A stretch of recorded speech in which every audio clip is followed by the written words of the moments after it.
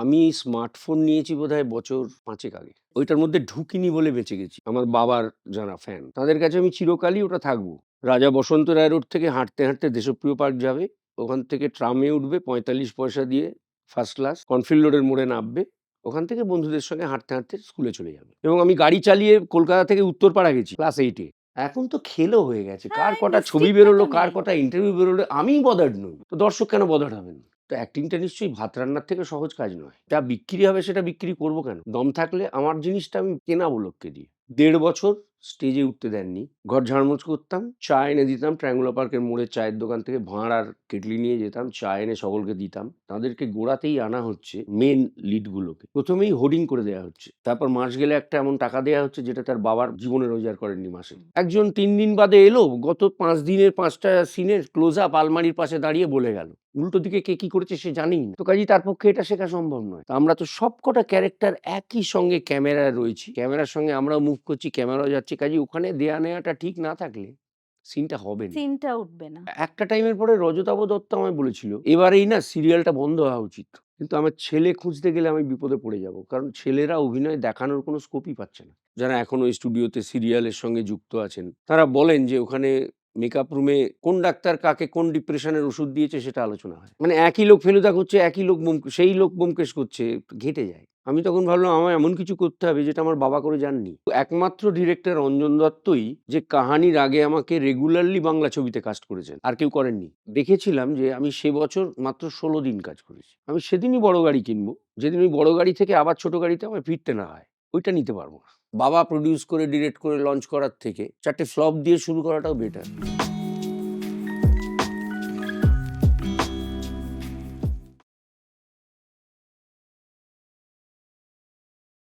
Welcome to the latest episode of my podcast straight up with Shri, যেখানে প্রতি সপ্তাহ আমাদের এটাই প্রচেষ্টা থাকে যে আমরা এমন একজন ব্যক্তিত্বর সাথে আলাপ করব, একজন ব্যক্তির সাথে আলাপ করব যার life story is very very inspiring and who has been an icon for us in more ways than one. এতদিনে আপনারা দেখেইছেন we have brought you such introspective, very interesting and also very inspiring stories of people who've made it despite the odds, who've been backbenchers, who've been dark horses, but yet they've struggled against all obstacles and they've made it to the top. আমাদের সকলের প্রিয় অপুদা, but to the viewers and to our national audience, none other than the most versatile actor I think Bengal has produced in a very, very long time, Saswata Chatterjee. Welcome Saswata to my show. সবাই এই শহরে শাশ্বতদাকে খুব লাভিংলি আর warmly অপুদা বলে ডাকে। What an honor for us to perhaps the most busiest actor on the block, Saswata Chatterjee. Saswata, thank you so much for making time for us. না, না, এটা তো অনেকদিন ধরেই মানে আমাদের হচ্ছিল হচ্ছিল কথাবার্তা, কিন্তু কথাবার্তা। ডেটটা ম্যানেজ করা যাচ্ছিল না। Right, right, right. তো এখন একটু খালি আছি। হ্যাঁ, হ্যাঁ। আর শাশ্বতদার সঙ্গে কনট্যাক্ট করাটা মানে আমার পুরো মনে হলো সে আগেকার দিনে যখন আমি মানে চুপি, চুপি কোনো মানে মানে লাভ ইন্টারেস্টকে একটা ল্যান্ডলাইনে ফোন করতাম। সে ওয়েট করতো ফোনের পাশে, ফোনটা ঠিক একটা রিংয়ে তুলতো। মানে এই I must tell you শাশ্বতদা, one of the reasons I'm intrigued by your personality is you are not hooked to the phone.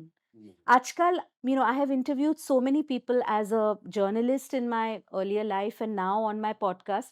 একটা যদি আমাদের ব্রেকও হয়, মানুষের হাতটা এগিয়ে দিল, পেছন থেকে কোনো ম্যানেজার বা তার কোনো সেক্রেটারি বা হোয়াট এভার ইট ইজ তার পার্সোনাল, এসে হাতে ফোন, সে তক্ষুনি তার মানে ছবি তুলছে, তার বিটিএস তুলে যাচ্ছে।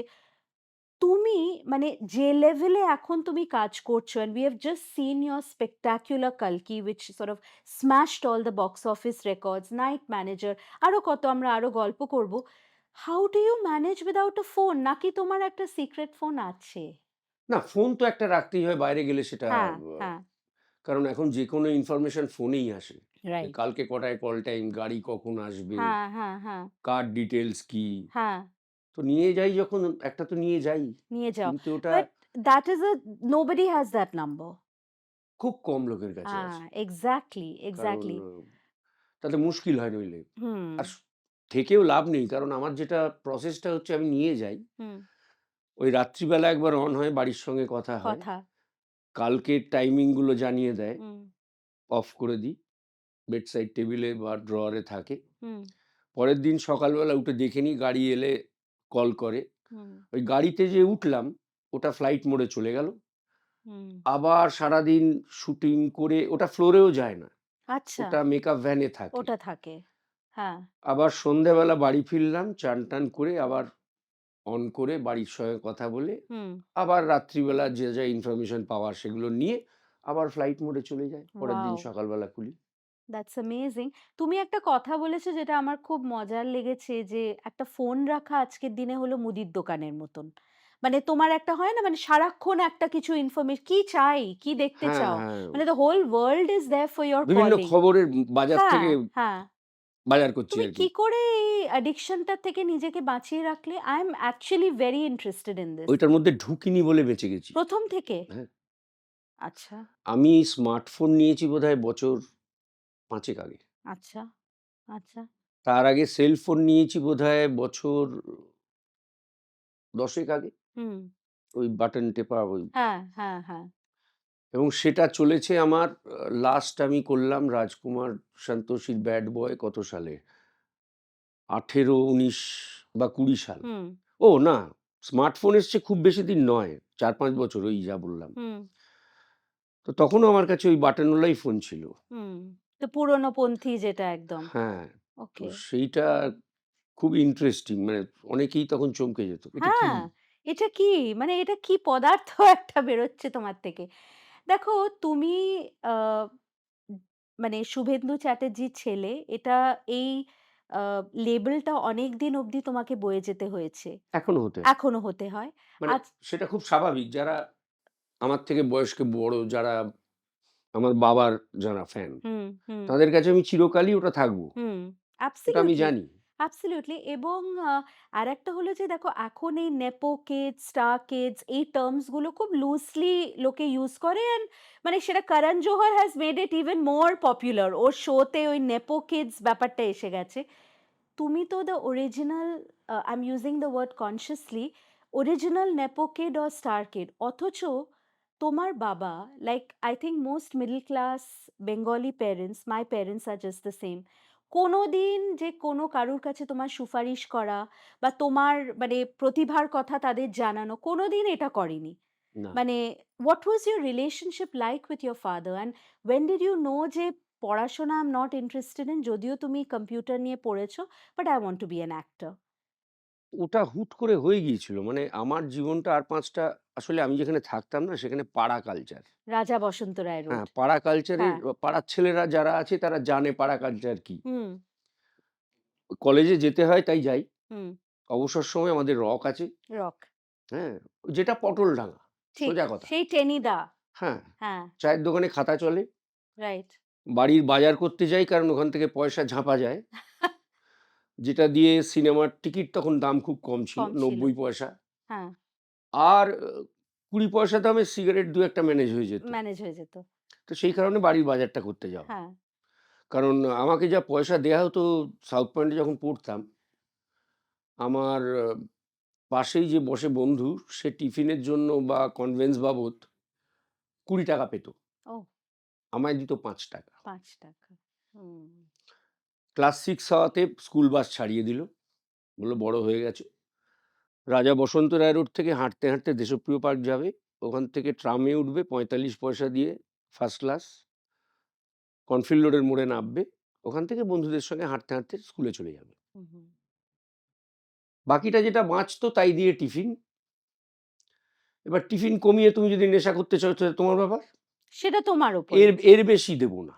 মানে এটা তো একটা বিরাট I think this is a lesson for modern parents যারা মানে হাঁচতে কাশতে বাচ্চাদের কাছে হ্যাঁ, আইফোন বয়স আইপ্যাড হওয়ার আগেই দামি গাড়ি দিয়ে দিচ্ছে, হ্যাঁ রাত্রিবেলা মদ খেয়ে গাড়ি অ্যাক্সিডেন্ট করে মরে যাচ্ছে। মরে যাচ্ছে তাতেও অ্যাবসলিউটলি বাবা-মারা শুধরোচ্ছেন না। And this is a sort of a মানে আমার তো মনে হয় অ্যাবসেন্টি প্যারেন্টিং তারা নিজেরা এখন এত সময় দিতে ব্যস্ত পারছেন না তাই হ্যাঁ পয়সা দিয়ে ম্যানেজ করছেন। পয়সা দিয়ে ম্যানেজ করছে তোমার স্কুল লাইফের গল্পগুলো একটু বলো ওরে তুমি বাবা! তো মানে ইনফেমাস ইন সাউথ পয়েন্ট প্রতি বছর গার্ডিয়ান কল হতো।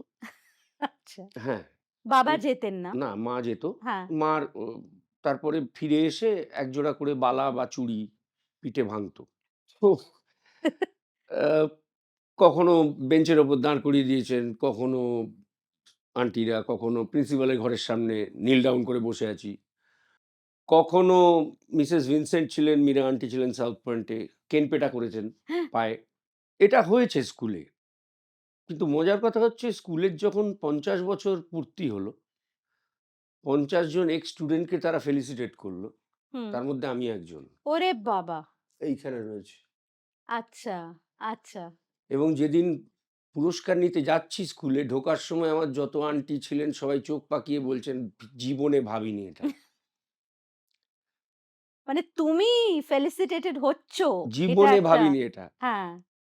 আর তোমার কিরম মনে হলো back to school and being felicitated? তো মজাই লাগলো আমার। মানে একটা বেশ হ্যাঁ, ভালো একটা ফিলিং। অন্যরকম হলো ব্যাপারটা। এক্সাক্টলি, হঠাৎ এক্সাক্টলি। করে খুব ইম্পর্টেন্স পেয়ে গেলাম। হ্যাঁ, হ্যাঁ, অফ কোর্স। আর যেখানে তোমার এরকম গার্ডিয়ান কল হতো, ইউ আর আ নটি বয় আরকি ইন স্কুল। আর আরেকটা সেই তোমার একটা গল্প শুনেছিলাম যে তুমি হোমওয়ার্কে 0 পেয়েছিলে। ফার্স্টলি এটা কি করে কেউ পেতে পারে? হোমওয়ার্কে 0? আমি জানি না, মানে হয়তো করিনি, দেখিনি। দেখোইনি। হুম। তখন মেন উদ্দেশ্য ছিল স্কুল বাস থেকে নামবো, রকে যাব। জামা প্যান্ট ছাড়ার আগে ওই কেস জুতো থাকলে সেটা চেঞ্জ করব, করে রাস্তায় ক্রিকেট বা ফুটবলটা খেলবো, খেলে সন্ধ্যেবেলা উঠবো। তো সেইভাবে হয়তো হয়ে গেছে। পরের দিন সকালবেলা যেই মুহূর্তে হয়তো বলেছে যে হোমওয়ার্কের খাতা বার করো দেখি, তখন টনক নড়েছে, হয়তো হোমওয়ার্কের খাতা কিছুই তো করিনি কালকে। এ রাম! তো সেটা খুলে দিয়ে দিয়েছি, সঙ্গে সঙ্গে 0। 0। হুম, বাড়ি ফিরে এলাম। মা তো চেক করতেই হবে, বাবার এসবে কোনো নেই। হুম। মা হয়তো বকছে আমাকে গিয়ে, শুনছো এই এরম করেছে তাই করেছে। বাবা এরম করে উদাস হয়ে দেখতো, বইতে চলে যেত। হ্যাঁ। তো বাবা দেখলো, আরে কি হয়েছে কি বলবে তো, হোমওয়ার্কে 0 পেয়েছে তোমার ছেলে, তুমি তো রত্নগর্ভা, এত সৎ ছেলে কোথায় পাবে? বন্ধু বান্ধব দিয়ে করিয়ে নিয়ে চলে যেত, কিন্তু করেনি। করেনি। এটার একটা আজ আলাদা। সন্ধ্যেবেলা ডিনার অফ, হুম। আমরা 5 স্টার হোটেলে যাচ্ছি। Wow! What a reason to go to a 5 star. মানে এটা ভীষণই মেমোরেবল নিশ্চয়ই তোমার কাছে। হ্যাঁ, এখনো মনে আছে সেদিনটা। হ্যাঁ, আর অ্যাকচুয়ালি গেছিলে 5 স্টারে? ওকে। কেনিলওয়ার্থে গিয়েছিলাম। তোমার ফার্স্ট টাইম এভার। ওয়াও! হোমওয়ার্কে 0 পাওয়ার জন্য। মানে this should be an encouragement to না, না, নটি এইটা দেখে কিডস। এনকারেজড হয়ো না কেউ তোমরা। আমি এখনো বিশ্বাস করি যে যারা দুরন্ত বা কি বলবো, সো কল্ড খুব ভদ্র বাচ্চা নয়, ভবিষ্যতে গিয়ে তারাই কিন্তু বেশি উন্নতি করে। Yes, cheers to that, cheers to that. Absolutely. খেলাধুলো করবে, হুম, সবকিছু করবে। সারাদিন বই মুখে বসে হুম। থাকাটাও, তো ইংরেজিতে একটা কথা আছে না? All work and no play. Absolutely. Makes Jack a ডাল বয়। জ্যাক আ ডাল বয়। জ্যাক আ ডাল বয়। হ্যাঁ। আমি যখন এখন গাড়ি চালাই, হুম। গাড়ি চালাতে, চালাতে যাচ্ছি, সামনে দেখছি একটা গাড়ি গুড়, গুড়, গুড়, গুড় করে যাচ্ছে। আমি দেখছি পাশে, দেখি দাঁড়াও, নিশ্চয়ই কোনো ভালো স্টুডেন্ট হবে। বয়সকালে গাড়িটা শিখেছে। আমি তো ক্লাস 8 থেকে গাড়ি চালাই পুলিশকে এড়িয়ে। হুম। স্কুল ইউনিফর্ম আছে। হ্যাঁ, মোড়ের মাথায় ড্রাইভারকে দিয়ে দিতাম, যেই মোড় ক্রস হয়ে গেল বসে পড়তাম। হ্যাঁ। এবং আমি গাড়ি চালিয়ে কলকাতা থেকে উত্তরপাড়া গেছি ওরে বাবা! ক্লাস 8 এ। ক্লাস 8 এ? ইয়েস, স্কুল ইউনিফর্ম তখন। হুম। তো আমি সামনে পাশ দিয়ে গিয়ে দেখলাম এক ভদ্রলোক চশমা পরা, দেখেই বুঝবেন যে ভীষণ ভালো মানুষ, ভেরি গুড স্টুডেন্ট। হুম। 2 হাতে স্টিয়ারিং, চোখটা সোজা। চালিয়ে যাচ্ছে। ওনার কোনো তাপ উত্তাপ ধ্যান, নেই। মানে একটা ধ্যানে ওনার কোনো চালাচ্ছে। তাপ উত্তাপ নেই। হ্যাঁ, উনি 25 এই গাড়িটা চালাবেন। গাড়িটা চালাবেন। Exactly, exactly. তো এবার আমাকে বলো যে তোমার আ তুমি কম্পিউটার ইঞ্জিনিয়ারিং নিলে এট আ টাইম ওয়েন। এটা আমাকে জোর করে ভর্তি করে দিল। আচ্ছা, মানে আচ্ছা। হঠাৎ একদিন দেখি এই বাড়িতেই হুম, আমরা চলে এসেছি, তখন এই ফ্ল্যাটটা ছিল না, ওই দিকের ফ্ল্যাটটা ছিল। হুম। হঠাৎ একদিন আমি বেল বেজেছে, আমি দরজা খুলেছি, দেখি ভাস্কর ব্যানার্জি অভিনয় করেন। হ্যাঁ, ভাস্কর দা। ভাস্করদা। আমি তখনও অভিনয়ের ফিল্ডে আসিনি। হুম। তোমার কি ভাল লাগতো অ্যাক্টিং করতে? স্কুলে করতে? আমি নকল করতাম। তুমি এখনো ভীষণ ভালো করো নকল। আমি ওই থিয়েটার দেখতে যেতাম। হুম। ফিরে এসে কোনো ক্যারেক্টার হলে আয়নার সামনে দাঁড়িয়ে সেটা করতাম। কপি করতে। তো একদিন দেখি ভাস্কর দা একটা গেরুয়া পাঞ্জাবি, সাদা এ পরে, খুব সুন্দর মিষ্টি দেখতে। আমি দেখি একে তো দেখেছি আমি, ভাস্কর ব্যানার্জি অভিনয় করেন। হুম। বাবা বলল, "আয় বস।" তারপর দেখি কী সব বইপত্র দিচ্ছে। দেখলাম এনআইআইটির ফর্ম, বলল যে, "তুই এই কম্পিউটার এই কোর্সটা কর।" আচ্ছা। আমি কম্পিউটার? এমনি পড়াশোনাতেই মন বসে না, কম্পিউটার নিয়ে? বড় ব্যাপার। আমি তখন ভর্তি হয়ে গেলাম। করেও ফেললাম। কমপ্লিট করলে? ৩ বছরের পরে, হ্যাঁ, কমপ্লিট করেছিলাম না বোধহয়, কমপ্লিট করিনি। আমার ভাল লাগছে না। ওই একটা কম্পিউটারে ১৫ জন মিলে ঝাঁপাচ্ছে। মানে আমার ওটা পোষাচ্ছে না। তাই আমি বললাম যে আমি ছেড়ে দেবো। তখন আবার এনআইটি থেকে হুম। চিঠিও এসেছিল যে আপনি যদি কোর্সটা কমপ্লিট করেন তাহলে এত হাজার টাকা চাকরি আমরা দেবো। কে চাকরি করবে? ধুর! তো ছেড়ে দিয়েছিলাম। পরে ভাস্করদা আমায় বলেছিল, যখন আমি কাজ করতে শুরু করি ভাস্করদার সঙ্গে খুবই আলাপ হয়, বন্ধুত্ব হয়, এবং ভাস্করদা বলেছিল, "আমি অনেক চেষ্টা করেছিলাম রে, যে তুই যাতে ইন্ডাস্ট্রিতে ঢুকে আমার ভাত না মারিস। সেই ঢুকলি সেই হতভাগা।" ঢুকলি। এত ভালো অ্যাকচুয়ালি মানুষ এই ভাস্কর ব্যানার্জী, মানে ওই ধরনের মানুষ আজকাল আর খুঁজে পাওয়া যাচ্ছে পাওয়া না। যায় না, পাওয়া যায় না। তারপরে তোমার মা তোমাকে যোচন দস্তিদারের কাছে নিয়ে যায়। বাবা একদিন জিজ্ঞেস করলেন যে, "কি হ্যাঁ। করতে চাস?" আমার মুখ থেকে বেরিয়ে গেল যে, আমি কেন অভিনয় করব? তোমার কি what kind of relationship did you have with বাবা? বাবা জীবনে আমাকে কোনোদিন বকেননি। না? না, কোনদিন নাই? না, 0-টিরো নো, সব? নো। ওকে।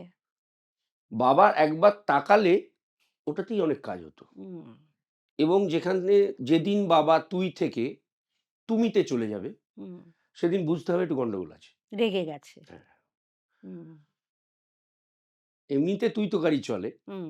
কিন্তু তুমি একটা কাজ করো, আজকে সন্ধ্যাবেলা একটু থেকো, আমার কথা আছে। ব্যাস। গেল, হয়ে গেল। হুম। ওটাই মানে পুরো। ১.৫ ঘন্টা ধরে ভোকাল টনিক আমাকে শুনতে হবে। হুম, হুম। তো এইরকমই ছিল। আর বাবার যেটা প্লাস পয়েন্ট ছিল যে শুটিং এর কথা কোনোদিন বাড়িতে এসে বলেনি। না? নো। তুমি যেতে আমার বাড়িতে শুটিং খুব দেখতে? কাছের মানুষ ছাড়া, ইন্ডাস্ট্রির খুব কাছের মানুষ ছাড়া কেউ আসেননি। আমার বাড়িতে জীবনে কোনো পার্টি হয়নি। হুম। যেগুলো আমরা শুনি মানে ফিল্মি পার্টি কোনদিন হয়নি। কোনোদিন হয়নি। হুম। উনি যেতে? হেমন্ত জেঠু এসে মাটিতে বসে হারমোনিয়াম নিয়ে হ্যাঁ, গান গেয়ে গেছেন। হ্যাঁ, হ্যাঁ। কিন্তু সেরকম পার্টি হয়নি কোনোদিন। তখন আই থিংক দিনকালও আলাদা ছিল জানো তো? মানে একটু এতটাই Instagram, সোশ্যাল মিডিয়া। হ্যাঁ, ওগুলো তো একদমই ছিল হুম, না। তখন একটা ছবি কারুর বেরোলে তার হুম, প্রতি মানুষের ইন্টারেস্ট হুম। গিয়ে পড়তো। Of course. যেই আজকে অমুকের একটা ছবি উল্টোরথে বেরিয়েছে হ্যাঁ, দেখ। হ্যাঁ। কাজেই একটা মায়া একটা ঘেরা জগতে কিউরিওসিটি। তারা থাকতেন। হ্যাঁ, অ্যাবসোলিউটলি। এখন তো খেলো হয়ে গেছে। হ্যাঁ, কার এই কটা ছবি মিস্ট্রিকটা বেরোলো, তো কার নেই। কটা ইন্টারভিউ বেরোলো, আমিই বদার্ড নই। হুম, তো দর্শক কেন বদার্ড হবেন? এক্সাক্টলি। তো তারপরে তোমাকে যখন তুমি বললে আ তোমার বাবাকে যে আমি অ্যাক্টর হতে চাই, উনার ১ম রিঅ্যাকশন কি? বলে, "তুই অ্যাক্টিং এর কি জানিস?" হুম, আমি বললাম, "জানার কি আছে? চান্স পেয়ে আমাকে প্রমাণ করতে হবে।" "ও, তুই ভাত রাঁধতে জানিস?" আমি বললাম, "না, তোর মা জানে।" "কেন জানে?" "না, দিদিমার কাছ থেকে শিখেছে।" তো অ্যাক্টিংটা নিশ্চয়ই ভাত রান্নার থেকে সহজ কাজ নয়। হুম, বড় কথা। হ্যাঁ? তো দূর থেকে খুব মনে হয় গ্ল্যামার, হুম, টাকা। হুম। তুই একটা প্রসেস এর মধ্যে দিয়ে যা, তাহলে বুঝতে পারবি আমাদের কি, কার মধ্যে দিয়ে যেতে রগরটা হয়েছে। কি? হুম, নিয়ে গিয়ে স্ট্রেট জোসনদার সঙ্গে কথা বললেন ফোনে। ১ম এ মাস থিয়েটার্স এ চেষ্টা করেছিলেন। কারণ জ্ঞানেশ মুখোপাধ্যায় আমার বাবার গুরু, থিয়েটারের গুরু আইপিটি থিয়েটার। এর। কিন্তু মাস থিয়েটার্স এ জ্ঞানেশ জেঠুর তখন অনেক বয়স হয়ে গেছে। মাস থিয়েটার্স এ সেভাবে শো হয় না। এখন শো না হলে মুশকিল আমার পক্ষে। ট্রেনিংটা কে দেবে? কে কিভাবে দেবে? নেব? আমি হুম, বই পড়ে আর ট্রেনিং এ বিশ্বাস করি না। অন দ্য ফিল্ড কি ট্রেনিং পাচ্ছি। হুম। তো কাজেই তখন 'চারবাগ' ভীষণভাবে হ্যাপেনিং। যোশন দস্তিদারের 'চারবাগ' নাট্য সংস্থা, এবং তার সঙ্গে একটা প্লাস পয়েন্ট হচ্ছে ওদের সোনেক্স বলে একটা ভিডিও হাউস বা কি যাই বলি না কেন, প্রোডাকশন হাউস। হুম, সেটার থেকে তখন পরপর সুপারহিট সিরিয়াল বেরোচ্ছে। ঠিক মানে 'তেরো ১৩ পার্বণ। পার্বণ' থেকে আরম্ভ করে সব। আর আমায় যখন বলল তখন 'তেরো পার্বণ' হয়ে গেছে সব্যসাচী চক্রবর্তী বাংলার ১ম টেলিভিশনের সুপারস্টার। অ্যাবসোলিউটলি, অত বড় অ্যাবসোলিউটলি। স্টারডাম আর কেউ পায়নি কেউ টেলিভিশনে। পায়নি। এখন আর নেই। তো কাজেই বলল 'চারবাগে চলে যা।' ইন্টারেস্ট পেয়ে গেলাম। হুম, আরে সব্যসাচী চক্রবর্তী। আরেকজনকে 'তেরো পার্বণে' দেখেছিলাম, খুব ভালো লেগেছিল। তার নাম ইন্দ্রাণী হালদার। আমি ইন্দ্রাণী। বললাম নিশ্চয়ই থাকবেই বনিও এরা। থাকবে। হুম, বেশ সময় কাটবে রিহার্সাল রুমে। ওমা! গিয়ে শুনলাম ইন্দ্রাণী হালদার ৪ ভাগে নেই। সোনেক্সের সিরিয়ালটাই ছিলেন। আচ্ছা, মনটা একটু খারাপ হয়ে গেল কিন্তু রয়ে গেলাম। রয়ে গেলে। টিকে গেলে। ১ম দিন যে কথাটা আমায় জোছনদা বলেছিলেন, "কিরে শুভেন্দুর বেটা অভিনয় করবি?" হুম, বললাম, "হ্যাঁ।" "ঘর মুছতে জানিস?" বললাম, "অভিনয়ের সঙ্গে ঘর মোছার কি সম্পর্ক?" হুম। আমার একটু রাগই হলো। না মোছার কি আছে? চালু হয়ে যা। ঢোকার সময় দেখেছিলাম আমার সাউথ পয়েন্টের এক বন্ধু ঘর মুছছে। আমি বোধহয় ভেবেছিলাম তাদের সংসারের অবস্থা খুব খারাপ। প্রচণ্ড শীতের বাড়িতে ঘর ঝাড়মুছ করে ওদের সংসার চলে। খুব দুঃখ পেয়েছিলাম। ওই অনির্বাণকেই ডাকলেন, ডেকে বললেন, "ওকে বালতিটার ন্যাতাটা ধরিয়ে দে।" মাই গড! হুম, সেই শুরু। হুম। ১.৫ বছর স্টেজে উঠতে দেননি। ঘর ঝাড়মুছ করতাম। চা এনে দিতাম ট্রায়াঙ্গুলার পার্কের মোড়ের চায়ের দোকান থেকে ভাঁড় আর কেটলি নিয়ে যেতাম। চা এনে সকলকে দিতাম। মাল তুলে একাডেমি কখনো, কখনো রবীন্দ্র সদন, কখনো শিশির মঞ্চ, থিয়েটার করে সেট বাঁধতাম, শিখেছিলাম। কারণ ওইগুলো করতাম কারণ চোখের সামনে দেখছি সব্যসাচী চক্রবর্তীও তাই করছেন। তো এইটা একটা বড় শিক্ষা ছিল। Absolutely. It's like being in a Gurukul actually. এই শিক্ষাটা না থাকলে হয়তো ও যতটুকু যে অ্যাচিভ করেছি পারতাম না। ১ম এই দম্ভটাকে কেটে ছেঁটে উড়িয়ে দিলেন জাস্ট উপর থেকে। ইগোটা। হুম। যে তুমি কেউ ঘর নও, মোছো। তুমি কেউ নও। হুম। তুমি শুভেন্দুর ছেলে হতে পারো। ইন্ডাস্ট্রিতে তুমি কেউ নও। প্রমাণ করো। ওইটা হেল্প করেছিল। How did that feel ওই এজে? মানে নতুন শিক্ষা। মানে তুমি ওটাকে নিতে পেরেছিলে? ইয়েস, কারণ চোখের সামনে সব্যসাচী চক্রবর্তীকে তো আমার সঙ্গে মাল তুলতে দেখছি। আরে বাবা এত বড় স্টার সেও কেন মাল তুলছে? তাহলে আমি কে? হ্যাঁ, সিম্পল। এক্সাক্টলি। অ্যান্ড তারপরে তোমার মানে দেখো এখন আ সিরিয়ালের জগৎ তুমি যদি দেখো এভরিডে অলমোস্ট একটা নতুন ফেস আসছে। আর মেগা সিরিয়ালের দিন শেষ। এখন আমাকে রিসেন্টলি একজন মানে they are coming on our show বলল যে, "শ্রীময়ীদি যদি ৬ মাসও একটা সিরিয়াল চলে, জানবে that's a long playing serial." আমি বললাম, "সে কি ৬ মাস?" বলল, "হ্যাঁ, মিঠাই ৩ বছর চলেছিল।" মানে those are the exceptions to the rule. মানে আজকাল আর ওই এবং এই যে নতুন যারা আসছেন তাদের ট্রেনিং দেবার ইম্প্রোভাইজেশন তাদের জন্য শেখানোর কেউ কষ্ট নেই। হয় আমার। হ্যাঁ, কারণ তারা যে আসছেন তাদেরকে গোড়াতেই আনা হচ্ছে মেইন লিড গুলোকে। ১ম এই হোর্ডিং করে দেয়া হচ্ছে। তারপর মাস গেলে একটা এমন টাকা দেয়া হচ্ছে যেটা তার বাবার জীবনে রোজগার করেননি মাসে। এরপরে কি হচ্ছে? সে তার লাইফস্টাইল বাড়িয়ে ফেলছে।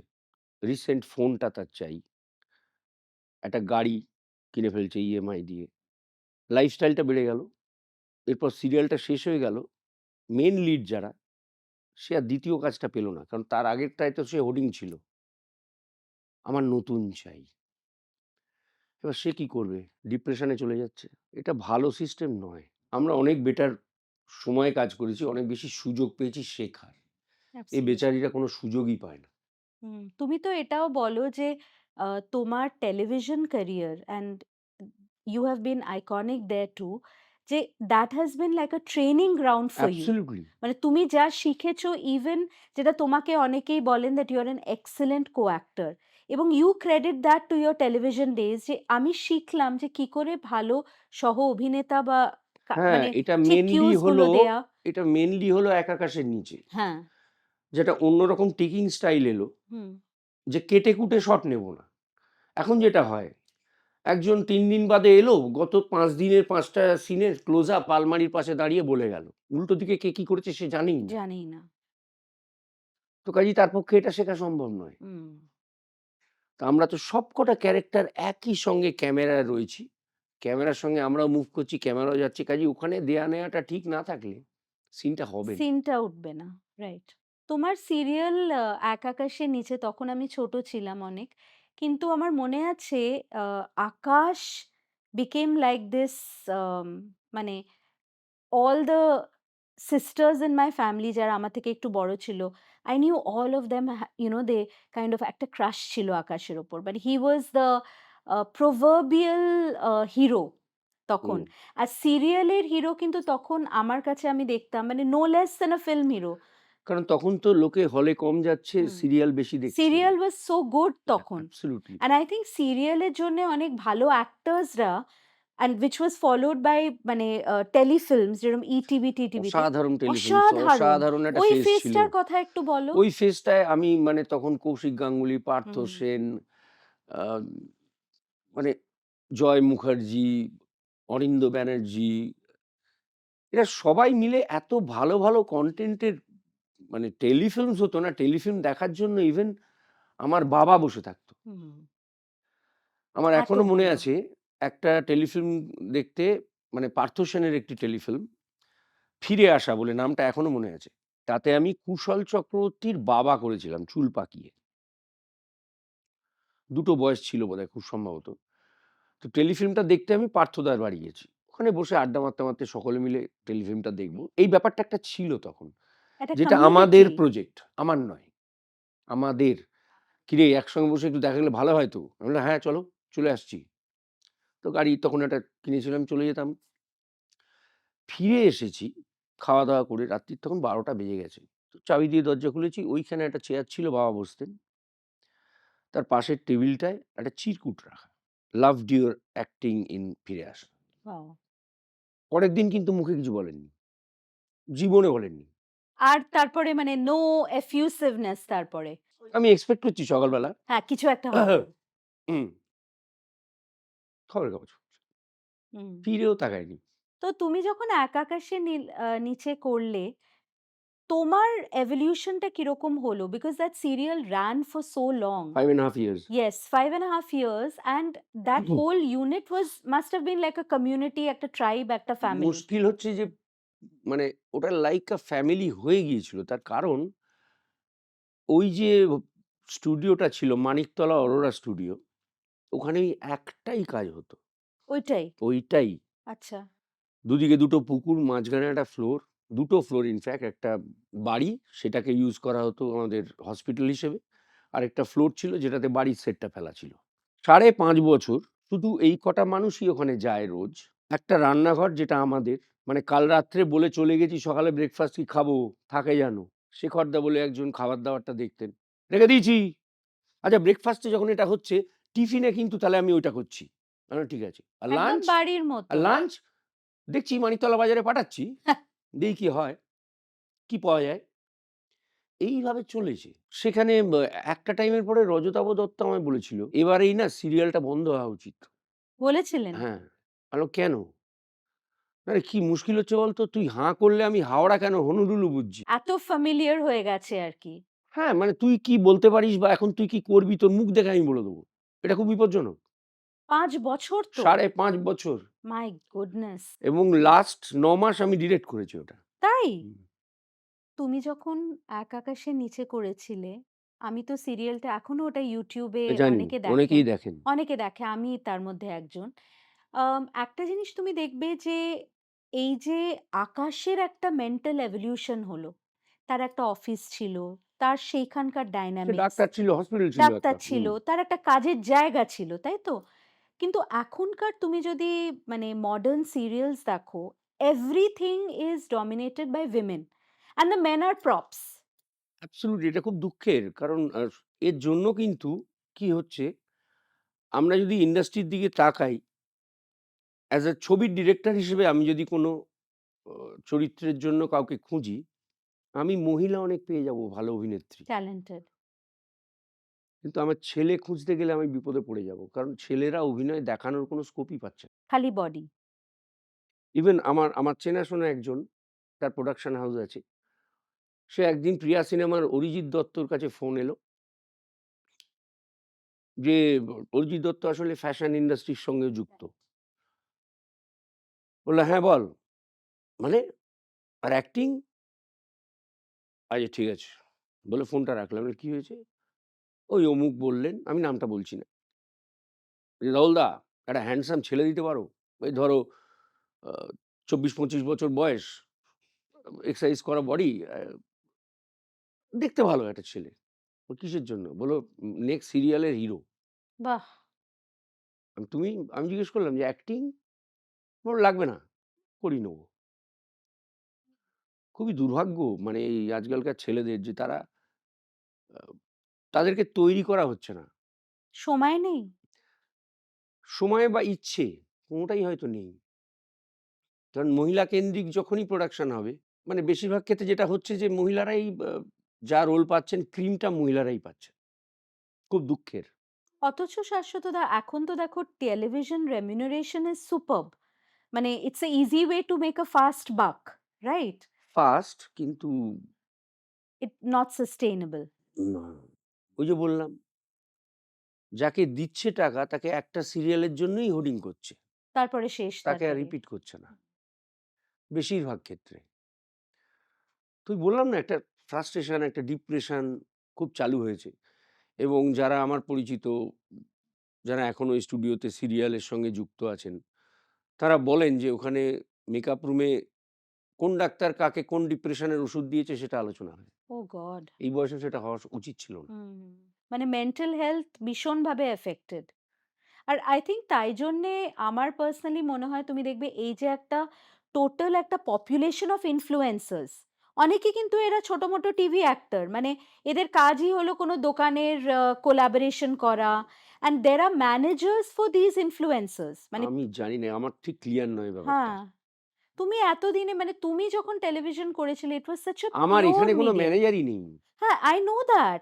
মানে আমি তো সেটাই বললাম যে শাশ্বতদা to me apart from the আমার mystique। বম্বেতে একটা সিস্টেম আছে। হ্যাঁ, বম্বেতে আমার কাজ দেখাশোনা একজন করেন। এবং বম্বেতে যখন যাই আমার আলাদা ভ্যান থাকে, আমার আলাদা স্পট বয় থাকে এবং ওরা যখন ওই একটা প্রজেক্টেরই কাজ এখানে করছে, তখন আমায় জিজ্ঞেস করে যে, "আপনার এইখানকার স্পট বয় কে? আপনার এখানকার মেকআপ ম্যান কে?" আমি তখন ওদের যখন বলি যে, "আমার সবাই আমার মেকআপ ম্যান, সবাই আমার স্পট বয়।" "হ্যাঁ?" আমি বললাম, "হ্যাঁ, আমি এখান থেকে এইটা দিয়ে বড় হয়েছি। যাকে যা বলব করে দেবে। ওরা এটা বোধহয় বুঝতেই পারে না। ইটস লাইক আ ওখানে এট আননোন। লিস্ট ৪ জন নিয়ে না ঢুকলে হ্যাঁ, সেটা তো তুমি কেউ অনুরাগ নও, কাশ্যপ বলেছে না তুমি যে কেউ নও, আন্তরাজ। মানে একটা স্টারের আজকাল একটা আন্তরাজ দরকার। তুমি না কেউ হলে নয়।" হ্যাঁ, তুমি কেউ নয়। এক্সাক্টলি। এবার তোমার সিরিয়ালের দৌড়, তুমি তো অনেক ইন্টারেস্টিং কাজ করেছো।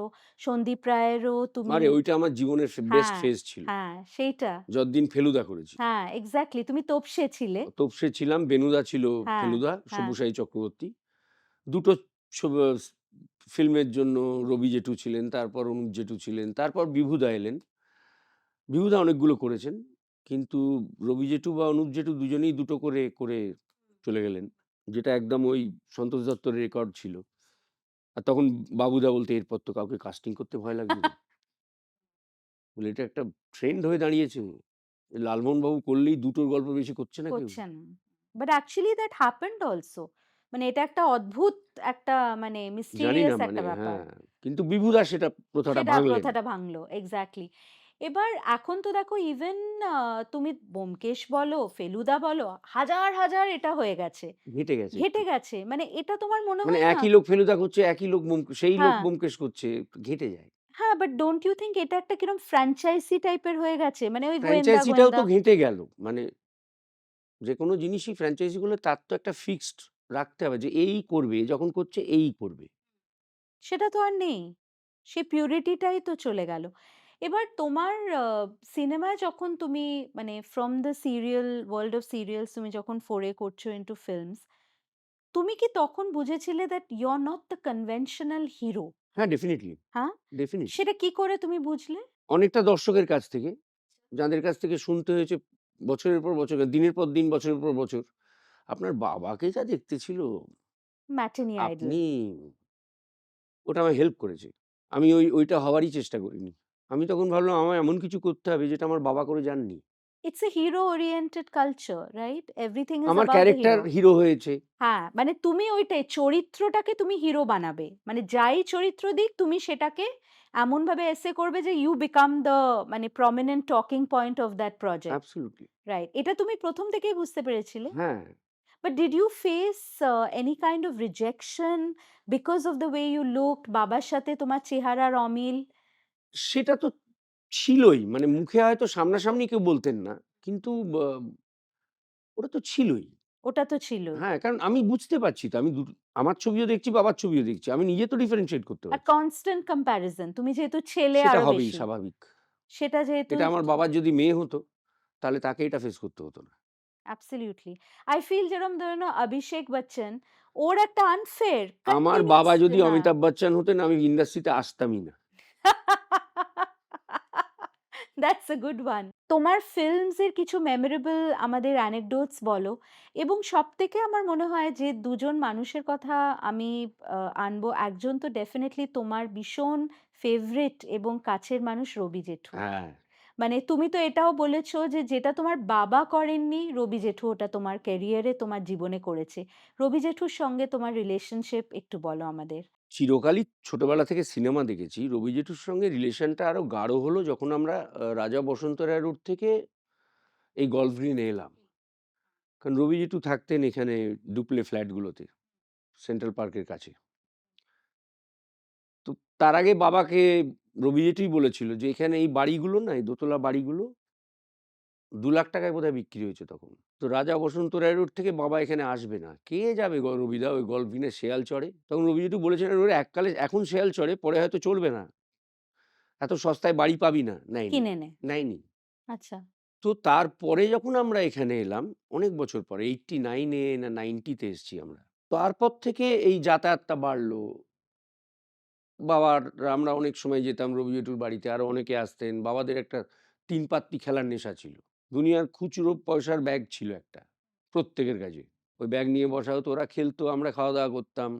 তো এইভাবে মানে রবি জেঠু কোথাও গেছে হয়তো, আমি জানি না। খেতে গেছে জেঠু আর জেঠিমা। ওদের তো কোনো সন্তান ছিল না। হঠাৎ বেল বাজলো। গণেশদা যে গাড়ি চালাতেন, দেখি খাবারের প্যাকেট। তোমাদের জন্য পাঠিয়েছি। আমি বললাম, "কি হলো?" "দাদা পাঠিয়েছেন, তোমার আর দীপুর জন্য। ওরা খেতে গিয়েছিল।" আচ্ছা। খাবার খেলাম। থেকেই বাড়িতে ডাকতেন এবং যেটা বুঝলাম যে আমার যে ডাকগুলো আসতে শুরু করলো, সেটার জন্য দায়ী রবি ঘোষ। ১ম মেজার ডাক এলো সমরেশ মজুমদারের 'কালপুরুষ', শৈবাল মিত্র ডিরেক্ট করবেন। রাইট। হিন্দিতে, দূরদর্শন। তো আমাকে যেতে বলেছে। আমি বললাম গিয়ে জিজ্ঞেস করেছিলাম যে, "আমাকে হঠাৎ" রবিদা বললেন, "তোমার কথা একবার দেখে নাও একটা একটা সিন আমরা করে নিই।"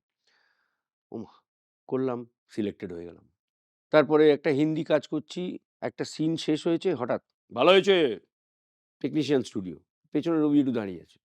কখন এসছে শুটিংটা দেখতে। তোমাকে দেখতে। তো সেই গাইডেন্সটা মানে আমি জানি না মানে ভালো লেগেছিল হয়তো উনার আমাকে। কিন্তু আমার মনে হয় তোমার প্রতিভাটা he must have sensed it. Definitely. মানে না হলে ওনার মতন এত বড় একজন শিল্পী, মানে এতটা তোমাকে হ্যাঁ, এনকারেজ উনি এত করা বড়ই শিল্পী সত্যজিৎ রায় আমি বাবার মুখ থেকে শুনেছি বলেছিলেন যে, "রবি এ পোড়া দেশে জন্মগ্রহণ করেছে তাই, নইলে হলিউডে থাকলেও অস্কার উইনার হতো।" Absolutely, absolutely. যদি আমি তোমার বায়োগ্রাফি আমি নয়, যদি কেউই দেখেন, ইটস ভেরি ভার্সেটাইল। তুমি অনেক ধরনের সিনেমা করেছো অ্যান্ড কিছু রোল আম মানে উইথ আ মডার্ন অডিয়েন্স মানে মনে গেঁথে রয়েছে। 'Abar Shabar', 'Pralay', 'care of sir', 'Byomkesh' তো আছেই। এতগুলো 'বং কানেকশন'। এবার অঞ্জন দত্ত মানে for him to even see you in the character of 'madly Bengali' বা 'বং কানেকশন' অঞ্জনদা কিন্তু তোমাকে একটা একেবারে অন্য রূপে এবং সেটা দেখেছে। কিন্তু একমাত্র ডিরেক্টর অঞ্জন দত্তই যে 'কাহানির' আগে আমাকে রেগুলারলি বাংলা ছবিতে কাস্ট করেছেন। অ্যাবসোলিউটলি। আর কেউ করেননি। আর যা পেয়েছি আমি সব 'কাহানির' পর। Did you feel that work is not coming your way যেটা আসা উচিত ছিল? আমার কাছে একটা ইয়ার প্ল্যানার ছিল। তাতে ওই তোপসে হয়ে গেছে তখন।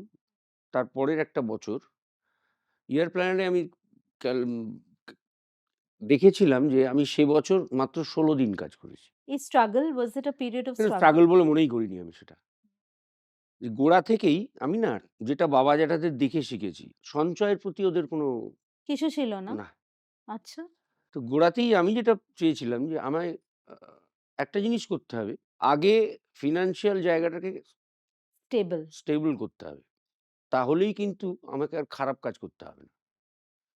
আমি না বলতে পারব। ঠিক। যে কারণে আমি যখন ২০০০ এ আমার নতুন তখন বেরিয়েছিল সদ্য অল্টোটা ১ম ১৫ বছর চালিয়েছি। ২০১৫ ২০১৬ তে আমি ২য় গাড়ি কিনেছি। তখন কিন্তু অনেক কাজ করেছি আমি। কত লোকে বলেছে, "তুই এখনো এই গাড়িটা চালিয়ে যাচ্ছিস। দেখ সেদিনকার এসছে এই মেগা দেখ হিরো। তোর থেকে বড় গাড়ি নিয়ে ঘুরছে।" আমি বললাম, "ঘুরুক। আমি সেদিনই বড় গাড়ি কিনবো, যেদিন ওই বড় গাড়ি থেকে আবার ছোট গাড়িতে আমায় ফিরতে না হয়। ওইটা নিতে পারবো না। এটা একটা খুব বড় কথা বললে তুমি। আমি যাবো এদিকেই, এদিকে নয়।" সেটা তুমি always you knew. Okay.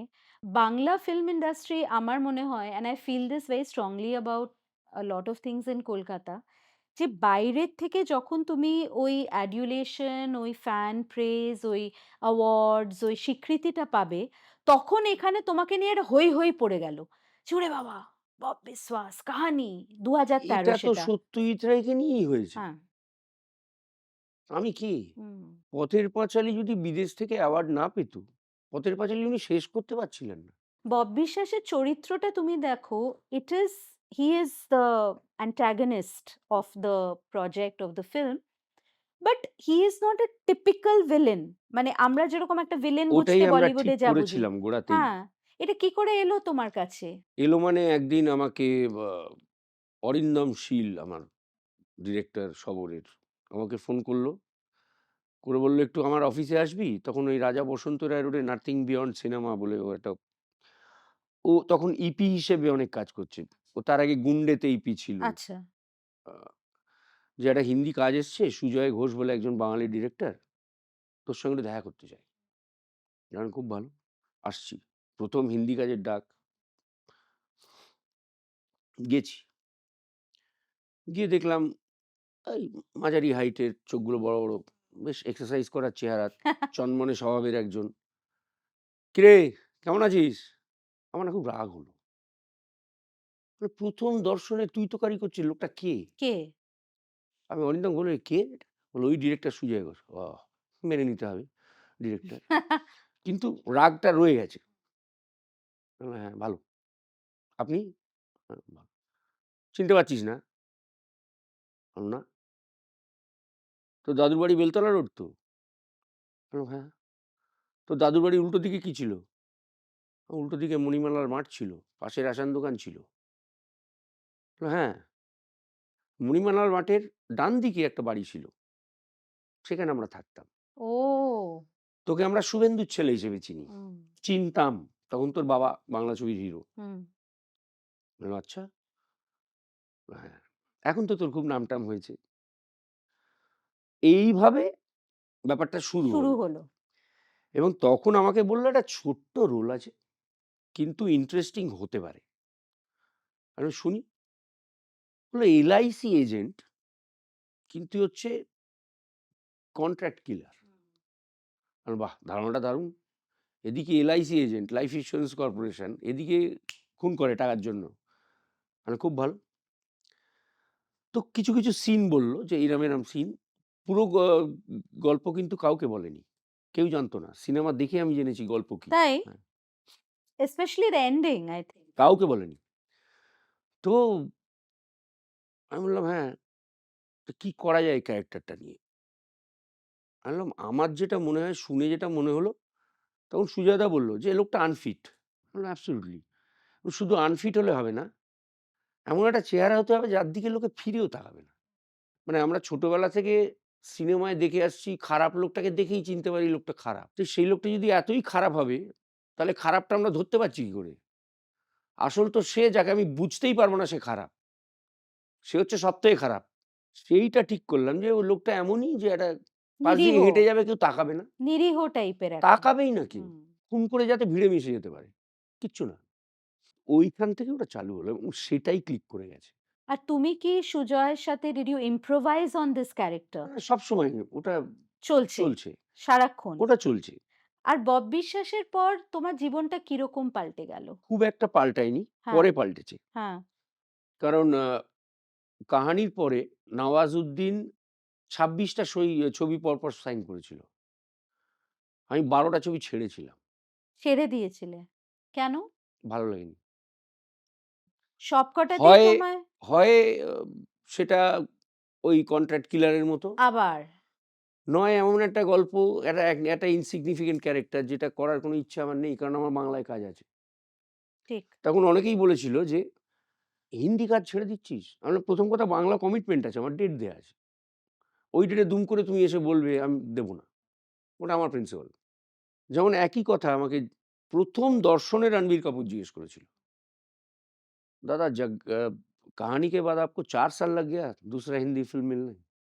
Jagga Jesus. হ্যাঁ, ৪ সাল। ৪ বছর কোনো হিন্দি কাজ করিনি। সেটা না আমাকে হেল্প করেছে। মানে আমার এখনো ইম্পোর্টেন্ট রোল আসে আমার কাছে। উল্টোপাল্টা রোল আর আসে না। বাট ওই সময় কি তোমার মনে হয়েছে যে, "ওহ গড! নওয়াজুদ্দিন এতগুলো পেয়ে গেল।" আমি জানতামই না নওয়াজুদ্দিন অতগুলো পেয়ে গেল। আমি শুনছি, আমি স্ক্রিপ্ট যেগুলো আছে তার মধ্যে দেখি একটা ক্যারেক্টার নেওয়াজ করছে। যেমন এই বাবু মশাই বন্দুকবাজ। আমি স্ক্রিপ্টটাই শেষ করতে পারিনি। টিপিক্যাল বিহারের ইন্টেরিয়রের ওই মাফিয়া রাজ এবং সে ওকে গিয়ে গুলি করে চলে আসছে। ও মরছে না, আবার ফিরে এসে ওকে গুলি করে দিচ্ছে। কি যে হচ্ছে বুঝতে পারছি না। তখন সেগুলোকে বলতে হয়েছে যে আমার ডেট নেই। কি ডেট বলব? নেই, হ্যাঁ, হ্যাঁ। But you are happy with the work you are getting in absolutely. Kolkata? কারণ আমার চাহিদা চিরকালই কম। আমি খুব বড় স্বপ্ন দেখি না। যে আমায় রেঞ্জ রোভার চড়তে হবে। চড়তে পারি। চড়তে হবে এটা দেখি না। জগ্গা জাসুসের এক্সপেরিয়েন্সটা নিশ্চয়ই খুবই অন্যরকম because Anurag Basu is known to be a very slow director. এই সময় নেয়। এই ১ম একটা সিনেমা করলাম উইথআউট স্ক্রিপ্ট। সে কি? ফ্লোরে কোনো স্ক্রিপ্ট নেই। হ্যাঁ? নেই। ওইভাবেই বরফি হয়েছে। আমাকে রণবীর কাপুর বলেছে, "दादा ये कमाल का आदमी है ये, मोटा। হ্যাঁ। ये मोटा कमाल का डायरेक्टर है।" क्या हुआ? বলে বরফি শুটিং करने के बाद ও আর প্রিয়াঙ্কা চোপড়া দুজনের কেউই প্রমোট করতে চায়নি ছবিটা। কারণ জানেই না ওরা কি করেছে। যেরম বেরোচ্ছে সেরম করে দিয়েছে। বলল, "আমি আর প্রিয়াঙ্কা আমরা চেয়েছিলাম প্রমোট করার আগে পুরো ছবিটা আমরা দেখব। নইলে প্রমোট করব না। তুমি যতই বন্ধু হও আমার।" ওমা! তারপর বলছে যে, "ছবি দেখার পর যে আচ্ছা ফিল্ম বানা লিয়া।" তো কোনো ডায়ালগস থাকে না? ডায়ালগস থাকে। আচ্ছা। গল্পটা বলে দিয়েছে। এবার হচ্ছে এই সিনটা আসছে ওই সিনটার পরে। বুঝতে পারছো? এরপরে এই সিনটা। তো এই সিনের বক্তব্য হচ্ছে এইটা। তোমরা নিজেরা বলবেন আমি লিখে দেব। Oh my god! So entire thing is improvisation. এবং আমি আর রণবীর বসে আছি। ও আমার সঙ্গে বাংলায় কথা বলছে। রণবীর হঠাৎ এরকম করে বলছে, "दादा गाली दे रहा है मुझे। बंगाली में क्या बोल रहा है वो? अबे हिंदी में बोल।" তখন ওকে বলল, "तो लिख लेना डायलॉग।" बोले, "क्यों तुझे पैसा नहीं मिलता? डायलॉग लिखने के लिए लिख के दे।" তখন হলো বাংলায় লিখে দিল। ওর এক অ্যাসিস্ট্যান্ট সেটা হিন্দি ট্রান্সলেট করে দিল। সিনটা হলো। অ্যান্ড এইভাবে ইউ আর হয়েছে। উইথ হিম অ্যাগেইন নাও। মেট্রোর যে 'লাইফ ইন এমনিনো আ হ্যাঁ। মেট্রোর' ও বাবা! বিশাল কাস্টিং। হ্যাঁ, সেটা তো বিশাল। It's like a mega casting. মানে আমার ফ্যামিলিটা বললেই বুঝতে পারবেন। আমার ওয়াইফ নীনা গুপ্তা, নীনা গুপ্তার কলেজ ফ্রেন্ড অনুপম খের। অনুপম খেরের আ ছেলের বউ হচ্ছে আমাদের দর্শনা। এবার আমার ২ মেয়ে কঙ্কনা, সারা আলি খান। কঙ্কনার হাসব্যান্ড হচ্ছেন পঙ্কজ ত্রিপাঠী, সারার হাসব্যান্ড হচ্ছে আদিত্য রায় কাপুর। এটা হচ্ছে আমার ফ্যামিলি খালি। তো how is the experience of working ওই উইথ একই অনুরাগ রকম, অ্যাগেইন? আবার ওই? একই রকম।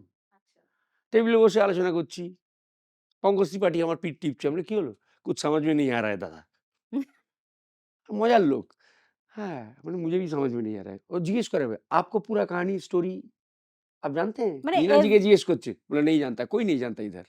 অ্যান্ড ইউ আর डायरेक्टर को প্লেইং छोड़ के कोई नहीं जानता।" অ্যান্ড ইউ আর প্লেইং নীনাজি's হাসব্যান্ড? या नीना जी हमें বলেছিল, "हाउ ओल्ड आर यू?" হ্যাঁ, "Shashwat how old are you?" I बोला, "तो मेरे हस्बैंड का रोल क्यों दिया उसने? হ্যাঁ, এক্সাক্টলি। बेटे का रोल करता, बेटे का रोल है ही नहीं।" সো তুমি কি নিলে because it's an interesting project and of course your relationship. ভীষণ ইন্টারেস্টিং মানে গল্প এবং কিছু সিচুয়েশনস ও এত অন্যরকম ভাবে না। ওর গল্পের মধ্যে একটা ইমোশন থাকে তো যেটা মানে প্রত্যেককে নাড়া দেয়। অ্যান্ড আমার তো মনে হয় 'Jagga Jasoos' was a film that was ahead of its time. ওর মেকিংটা আমি একমাত্র তুলনা করতে পারি 'অ্যাডভেঞ্চার্স অফ টিনটিনের' সঙ্গে। আর কোনো ছবির ওই মেকিং নেই। ওই মেকিং নেই। Right, right, right. কিন্তু মুশকিল হচ্ছে গান ভালো হওয়া সত্ত্বেও মিউজিক্যাল জিনিসটা আমাদের দর্শক এখনো ঠিক হজম না, করতে না, না। পারে না। Absolutely not. ওটা এখনো ওই লেভেল অফ ম্যাচুরিটিই এবং নেই। মিউজিক্যালটা ইচ্ছে করেই করা হয়েছিল যে লোকটা তোতলায়। যেটা বলা হয়েছিল যে বাচ্চা অবস্থায় আমি যেটা ওকে শিখিয়েছিলাম, "তুই যেটা বলতে চাইছিস গান গেয়ে বল। যারা তোতলায় তারা গান গাওয়ার সময় তোতলায় না।" কিন্তু সেটা ঠিক বোঝা ওটা গেল না। নিতে পারেনি লোকে। মানে বুঝতে পারিনি। ওটা ঠিক ওরা বুঝতেই নিতে পারিনি পারেনি। I think. ওরা নিতে পারেনি। মানে আমি তো বলব, "ক্যা খাতা খোলা है শাশ্বতদা তুমি?" মানে ফ্রম নাইট ম্যানেজার টু তোমার Rajkumar Santoshi to Anurag Kashyap to of course the Anurag Telugu Basu, Anurag Basu, the Telugu film যেটা আমরা সবাই দেখে ব্লোন, মানে which is a huge big budget film. বাপরে! হ্যাঁ, মানে ওইটা যখন তোমার এলো was it challenging because of the language? তুমি এই তো ১ম ইংলিশে লিখে করতে ওটা। এই ১ম একটা ছবি এলো যে ভাষাটা আমি জানি না। হ্যাঁ, সেটাই তো বলছি। মানে তেলেগুতে শুটিং হবে। ওরে বাবা! তেলেগু এবং হিন্দি। হুম, আমি বললাম, "হিন্দিতে আমি কনফিডেন্ট।" হুম, হ্যাঁ, বলে দিলাম। হুম। আমি ভেবেছিলাম তেলেগুটা হয়তো ওই অনেক কিছু শুনেছি। আমি হিন্দিতে বলব, পরে কেউ ডাবিং করবে। কিন্তু সেটা তো নয়। না, সেটা তো নয়, সেটা তো শুটিং এক্সাক্টলি। শুরু করে বুঝতে পারলাম। আর হিন্দি তুমি যদি ভার্শনটা দেখো তোমার লিপসটা দেখবে আলাদা মুভ করছে। তার কারণ তেলেগুতে শুটিং করেছে। Correct, correct, correct. হিন্দিতে ১ দিন না ২ দিনই শুটিং হয়েছে। তারপর ওরা দেখল যে প্রত্যেকটা শট যদি একবার হিন্দি, একবার তেলেগুতে শুট হয়, তাহলে তো আমার ডবল টাইম লাগছে ছবি শেষ করতে। তখন বলল, "हम सिर्फ तेलुगु में शूटिंग करेंगे दादा।" ব্যাস। আমি তাকিয়ে রইলাম ডিরেক্টরের দিকে। আমি বললাম, "হোয়াই মি?" কোনো একজন তেলেগু অ্যাক্টরকে নিতে ভাই করতো। আমার তো মানে রাতে ঘুম হচ্ছে না। সকালবেলা টেনশনের চোটে মানে ওই একটি অ্যাসিস্ট্যান্ট ডিরেক্টরকে ঢুকেই আগে পাকড়াও করতাম। "চল মেরে সাথ ভ্যান মে।" ডায়ালগ ডায়ালগ ছাপানো থাকতো ইংরেজিতে তেলেগুটা লেখা। তুমি সেটা মুখস্থ করতে। তলায় ইংরেজিতে পুরো ডায়ালগটা লেখা। শুধু ওইটুকু নয়, মুখস্থ হুম, করলে তো হবে না, বুঝতে হবে তো। বুঝতে হবে তো। নাহলে ইমিউট করব কি করে? কারেক্ট। আবার এই তেলেগু ডায়ালগটা কোন ইংরেজি শব্দ? ওই অ্যারো ওরে গেল। বাবা! এইবার করে কোন শব্দটার উপর জোর দেবো, কোনটাতে কি হবে? এই করে, করে শুটিং করেছি। তারপরে এট লিস্ট ভেবেছিলাম যে অন্য কাউকে দিয়ে ডাবিং করাবে। সেটাও না তো। তুমিই করলে। আমি বললাম যে, "আই হোপ মানে আমি যা শুটিং করেছি ঠোঁট-ফোঁটগুলো যিনি তেলেগুতে ডাব করবেন তার মিলবে।" "হোয়াই? ইউ উইল ডাব ইট?" আমি বললাম, "me? Yeah, you spoke well." ৩ দিন ধরে আরো গায়ে জ্বর নিয়ে পড়ে রইলাম ওখানে। ওই ডাবিং করে ফিরলাম। ওই যে ড্রেসটা ছিল, ওরে বাবারে! মানে সেটা তো দেখো ওটা ওটা দেখে খুব অত্যাচার, ইজি ব্রিজি ওটা মনে হয়। অত্যাচার। কিন্তু ওটা তো একটা মানে ইটস আ মানে গলা নামাতে পারছি না, গলা ঘোরাতে পারছি ওই না যে এরকম স্টিফ মতন একটা জিনিস। এবং ওই উপরে যেটা দিয়েছিল হ্যাঁ, কেপটা। ওটারই বোধহয় ৫ কেজি ওজন। হ্যাঁ? তো তোমার তো ওঠা বসা মানে করার জন্য লোক চাই। বসার জন্য পেছন থেকে ২ জন এটাকে তুলতো, তুলে হ্যাঁ, আমায় বসিয়ে দিত। আর দাঁড়ানোর ০.৫ ঘন্টা পর থেকে পিঠে ব্যথা শুরু শিরদাঁড়ায় হতো। ব্যথা। ওরে বাবা! কিন্তু মানে শুটের সময় তো ওগুলো মাথায় রাখলে চলে না। এটা সাংঘাতিক একটা ডিফিকাল্ট ওটা এক্সারসাইজ। অন্য লেভেলে শুটিং হয়েছে। মানে আমি ১ম আজকে দেখলাম একটা ছবির শুটিং করতে গিয়ে যে কামাল হাসান একটা নীল রোব পরে ঘুরে বেড়াচ্ছেন। মুন্ডুটা নিয়ে, ন্যাড়া মাথাটা নিয়ে ঠিক, হ্যাঁ। হ্যালো, হ্যালো সব কথাবার্তা হলো ঠিক আছে। আরেকটা ছেলে দেখছি টিং, টিং করছে রোগা। তাকে ঝুলিয়ে রেখেছে জলের উপর। সে ওই সাদা এ পরে তার হাড়গোড় দেখা যাচ্ছে। I don't know what is this? That is Kamal sir's body. This is the head. ওই যে রোগা একটা স্কেলেটাল ফ্রেম। ওটা অন্য লোক, মুখটা কামাল হাসানের। মানে অন্য লেভেলে চলে গেছে এখন ফিল্ম মেকিং। তুমি তো ৩ টে কমপ্লিটলি ডিফারেন্ট ইন্ডাস্ট্রিতে কাজ করছো। এখানে Bollywood and now you have forayed into মানে অ্যাবসোলিউটলি কি বলবো the creme de la creme of South Indian film industry. Which do you think is the most professional? মানে in terms of pay, in terms of dates, in terms of work ethic? Most professional যদি বলতে হয় তাহলে বলব south এবং বম্বে। সাউথের একটা যে ব্যাপার আছে না সেটা আমি অন্য কোনো ইন্ডাস্ট্রিতে দেখিনি। সেটা হচ্ছে যে ইন্ডাস্ট্রির প্রতি ভালোবাসা শুধু আমার কাজের প্রতি নয়। হুম, সেটার প্রমাণ পেলাম যেদিন গেলাম শুটিং করতে একটা লটে। সেদিনকে হলিউডে রাত্রিবেলা অ্যানাউন্সড হলো অস্কার পেয়েছে 'আর.আর.আর' এর গানটা। মানে আমাদের এখানে সকালে। নাটু, নাটু। নাটু, নাটু। তো আমরা ব্রেকফাস্ট করছি হঠাৎ অন্য ফ্লোর থেকে মিল গয়া বলে বলল, "দাদা ইন্ডাস্ট্রি কো অস্কার মিল গয়া।" দেখো। আমি বললাম, "কোথায় অস্কার? কার অস্কার?" পরে খবর পেলাম যে 'আর.আর.আর' এর গান, অন্য প্রোডাকশন, অন্য director. But they are so proud. শুধু তাই নয়, হুম, এই প্রোডাকশন শুটিং বন্ধ করে 'আর.আর.আর' এর গানটা চালিয়ে টেকনিশিয়ানরা নাচছে। হুম। এত আনন্দ ওদের। আমাদের শুটিং চলছে তখন বলল যে এই সময়ে 'সালার' বলে একটা এর ট্রেলার লঞ্চ হবে। আমাদের শুটিং বন্ধ। সাদা কাপড় টাঙিয়ে, প্রজেক্টর এনে, সাউন্ড সিস্টেম এনে, সালারের ট্রেলার দুবার করে দেখে সিটি তালি মেরে আবার শুটিং স্টার্ট হলো। এটা ইজ ইউনিক আই থিংক। মানে এই যে ইন্ডাস্ট্রির প্রতি ভালোবাসা শুধু আমার কাজ না। আর প্রফেশনালিজম এটা আরো বেশি বলব, কারণ আমি আজ অব্দি মানে যতদিন শুটিং করেছি কাউকে লেট পৌঁছতে দেখিনি সাউথে। ইভেন বেশিরভাগ ক্ষেত্রে বোম্বেতেও না। তাহলে আমরা যে গল্পগুলো শুনি সলমান খান ৪ তার ঘন্টা সঙ্গে পরে কাজ আমি করিনি। যে কারণে আমি বলছি গোবিন্দাজি, আমার তো মানুষটাকে অন স্ক্রিন ভগবান বলে মনে হয়। ও কি পারে না একটা ভদ্রলোক। গোবিন্দাজি এমন বড় মাপের একজন শিল্পী, অলরাউন্ডার, যে আমি অমিতাভ বচ্চনের বিশাল ফ্যান। বড়ে মিয়া, ছোট মিয়ায় বড়ে মিয়াকে খুঁজেই পাইনি আমি। ছোটে মিয়া ওয়াজ ছোটে মিয়া পুরো ছবি জুড়ে দাপিয়ে বেরিয়েছে। তার কেরিয়ার কোথায় গেল? লোকে রাখতে একটা টাইমের পরে গিয়ে আর কাজ করবে না। অমিতাভ বচ্চন তো আর কাজ করতে চাইবেন না ওনার সঙ্গে। ওনাকেও বসিয়ে রেখে দিয়েছিলেন। ৪ ঘন্টা না ৫ ৪ ঘন্টা। ঘন্টা। এটা তো ফেমাস গল্প। তো এটা ঠিক না। যে যত বড়ই হোক, অমিতাভ বচ্চন এখনো অব্দি ডট টাইমে ঢোকে। তোমার এক্সপেরিয়েন্স তোমার অফ কোর্স সিন কম ছিল ডাইরেক্ট উইথ অমিতাভ বচ্চন। কিন্তু তোমার তো অমিতাভ বচ্চনের সঙ্গে ১ম ব্রাশ হয়েছিল একটা ক্রিকেটের মাঠে। দিলীপ কুমার আমি ভার্সেস ম্যাচটা উত্তম দেখতেই কুমার। গিয়েছিলাম। বাবাকে বলেছিলাম আমার একটু প্লেয়ার্স ড্রেসিং রুমে নিয়ে যেতে হবে। আমার অমিতাভ বচ্চন আর রেখার অটোগ্রাফ চাই। ওয়াও! নিয়ে গিয়েছিলেন। তখন ডন হয়ে গেছে। হুম। মানে আমরা ক্লাব হাউসে বসে আছি, উনি ব্যাট নিয়ে নামছেন, "খাই কে পান বানারসওয়ালা।" সব হাততালি দিচ্ছে। তো ঢুকলাম, ঢুকে দেখি তখন ওই বিন ব্যাগের মধ্যে বসে আছেন, পাশে রেখাজি বসে আছেন। তো বাবাকে চিনতেন। দাদা প্রণাম করলো। "অমিত মাই সন প্লিজ অটোগ্রাফ।" "হ্যাঁ, সিউর। कैसे हो?" এসব বলে অটোগ্রাফ। আমি রেখাজিকে অটোগ্রাফ। আমি বেরিয়ে চলে আসবো। খাড়াক করে সুইং ডোরটা খুললো। একটা লোক ঢুকলো। ৬ ফিটের উপর লম্বা, ফর্সা টকটক করছে গায়ের রং, ওয়েল বিল্ট। সাদা জামা, সাদা প্যান্ট যেরকম ক্রিকেটের হয়, একটা অরেঞ্জ রঙের নেটের জালি, চোখে একটা অ্যাভিয়েটার গোল্ডেন, চুলগুলো একটু সোনালি। এইখানে অমিতাভ বচ্চন বসে আছে। আমি ওদিকে তাকিয়ে আছি। এই লোকটা কে? পরে দেখলাম বিনোদ খান্না। হুম, এত সুপুরুষ। মানে একটা পুরুষ মানুষ হয়ে এরকম ভাবে হাঁ, হাঁ হয়ে গেছি। অটোমেটিক্যালি খাতাটা চলে গেল। সাইন টাইন করে ফেরত চলে আসছিলাম। পাশে একজন বসেছিলেন। হয় না যে আমি এর অটোগ্রাফটাই নেব। কে আমি জানি না। বেরিয়ে চলে আসছিলাম। বাবার কাঁধে একটা হাতটা পড়ল। খাতাটা ওদিকে।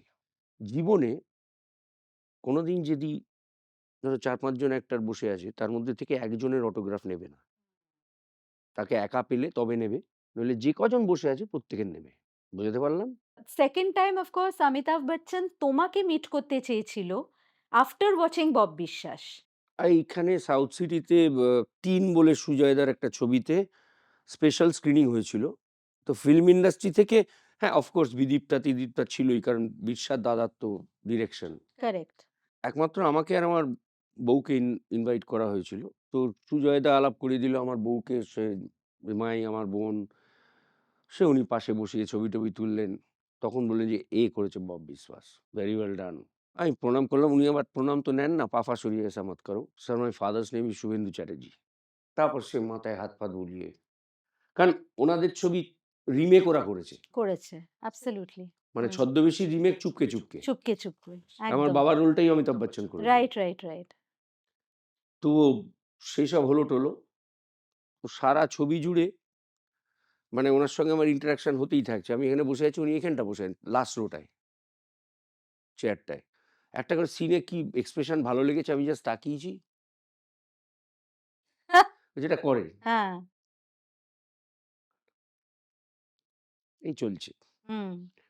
তো কিন্তু আমার ছবি তোলা হয়নি। মানে আবার ওই লোকজন পেরিয়ে উনার কাছে গিয়ে ছবি তুলবো, আমি আবার মানে ওই বিরক্তটা করতে চাই না। ছবি শেষ হয়ে গেছে। উনি উঠলেন। ওটা আসলে উনি নেমন্তন্ন করেছিলেন কলকাতায় ওনার যত বন্ধু-বান্ধব আছে তাদের।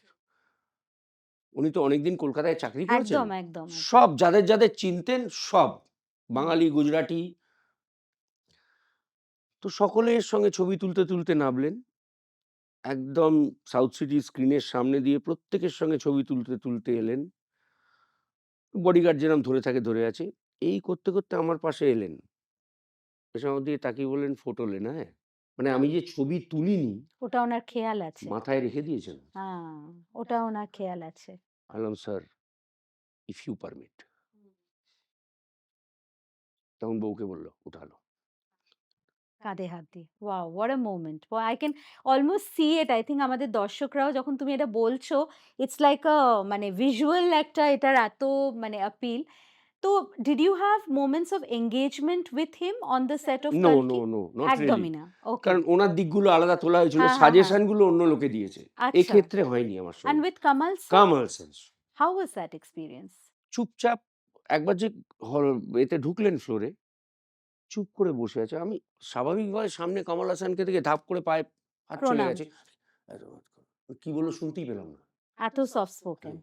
আমি বললাম, "কি হলো? স্যার পারুন ऐसा मत करो।" ঠিক। হুম। বসে গল্প হচ্ছে। আমি বেশি বিরক্ত করতে চাইছি না। ১ম দিন দেখেই আদেকলাপনা আমার একদম পছন্দ হয় না। আমি চুপচাপ দেখে যাচ্ছি লোকটাকে। চুপ করে বসে আছে। যখন ডিরেক্টর ডাকছে গিয়ে শটটা দিয়ে আবার চুপ করে সে বসে যাচ্ছে। এবং এদের একে অপরের প্রতি কি রেসপেক্ট! যেদিন কামাল স্যার আমাদের সঙ্গে শ্যুট করলেন, সেদিন প্রভাসের শুটিং ছিল না। প্রভাস কিন্তু সারাদিন ফ্লোরের মধ্যে থেকে কামাল হাসানের শুটিং দেখেছে কত শেখার এটা এবং থেকে। কিভাবে কমল স্যার শট দিচ্ছেন, এ করছে, প্রভাস বসে দেখেছে। অবজার্ভ। এবং এত বিনয়ী একটি লোক এই প্রভাস। মানে যখনই ধর চেয়ারে বসে কথা বলছে প্রোডিউসারের সঙ্গে, আমাকে ডিরেক্টর বলল, "सर पैकअप के बाद एक बार मिल के जाइए उससे।" আমি मिलूँगा डिस्टर्ब करूँगा? नहीं, नहीं, नहीं कुछ नहीं हुआ सर। আমি পাশে গেছি ৬০ ফুটে দাঁড়িয়ে। Sir okay sir see you tomorrow. Nice shot sir. So humble. আমাদের এখানে একটা সিরিয়াল হিট হলে অন্যরকম ভাব হয়ে যায় লোকের। তো এই যে তুমি ডিফারেন্সটা বলছো, as you are saying it, I can already see a difference in so many stars, so called stars here. And what you are describing মানে this is the mark of a না এটা জেন্টলম্যান কিন্তু also. যারা achieve করে ফেলেছেন তাদের হয় না। যারা আন্ডার অ্যাচিভার্স দের বেশি হয়। তাদের বলছো তাদের এই প্রাইড, দেখো ফলস এত বছর প্রাইডটা। ধরে আমাদের ইন্ডাস্ট্রিতেও যারা টিকে আছেন এত বছর ধরে হ্যাঁ, তাদের কিছু একটা আছে, কোনো একটা ডিসিপ্লিন আছে বলেই টিকে আছে। তারা লম্বি রেস কা ঘোড়া। অ্যাবসোলিউটলি। হুম।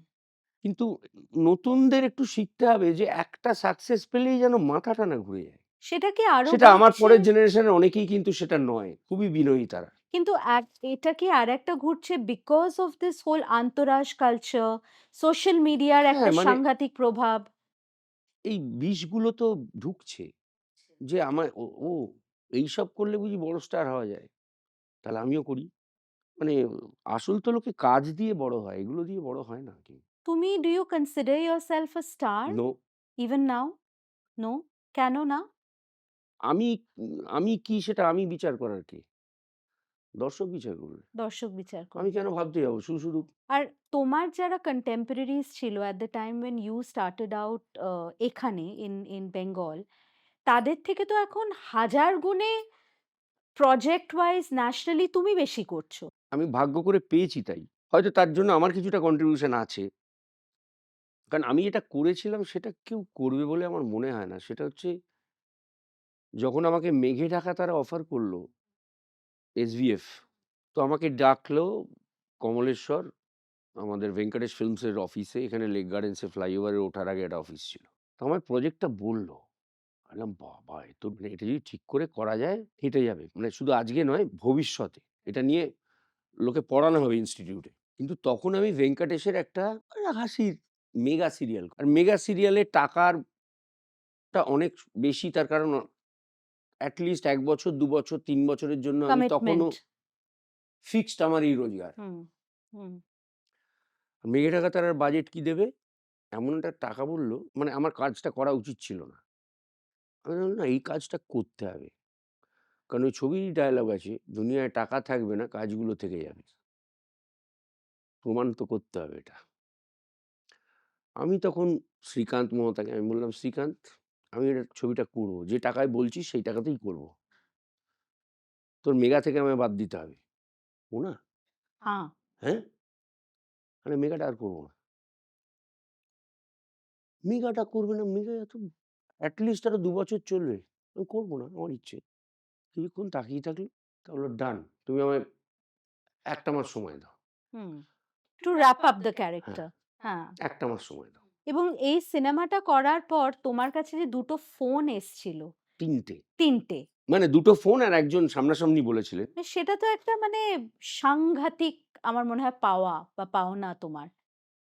একটি সরকারি অ্যাওয়ার্ড অনুষ্ঠানে নজরুল মঞ্চে। তো সবাই সিনিয়ররা স্টেজের উপর বসে আছেন, আমাকেও ডাকা হলো।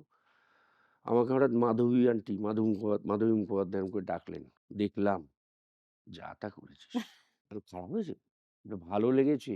মানে আমার ভালো লেগেছে, বুঝতে পারছিস? উনি তো ২ টো ছবিতে কাজ করেছেন। আর আমার মুশকিল হচ্ছে আমি জীবনে ঋত্বিক ঘটককে দেখিইনি।" বললাম, "যাক, নিশ্চিন্ত।" তারপর একটা ফোন এলো। "আমি কি অপুর সঙ্গে কথা বলতে পারি?" হ্যাঁ, বলছি। "অপু!" গলা কাঁপছে, নির্মল কুমার। তখনই বোধহয় ৮৫ না ৮৮ বছর বয়স হবে। এখন কত বয়স আমি জানি না। "কি করেছিস?" That was the reaction. তারপর একটা ফোন এলো। একটা গুরুগম্ভীর গলা। "শাশ্বত বাবুর সঙ্গে কথা বলতে পারি?" হ্যাঁ, বলছি। "আমার নাম নিমাই ঘোষ।" আমি, "কোন নিমাই ঘোষ?" "না, আমি মানিকদার।" আমি বললাম, "বলুন, আপনি করছেন কেন?" বলল, "না, ১ম বার কথা বলছি তো।"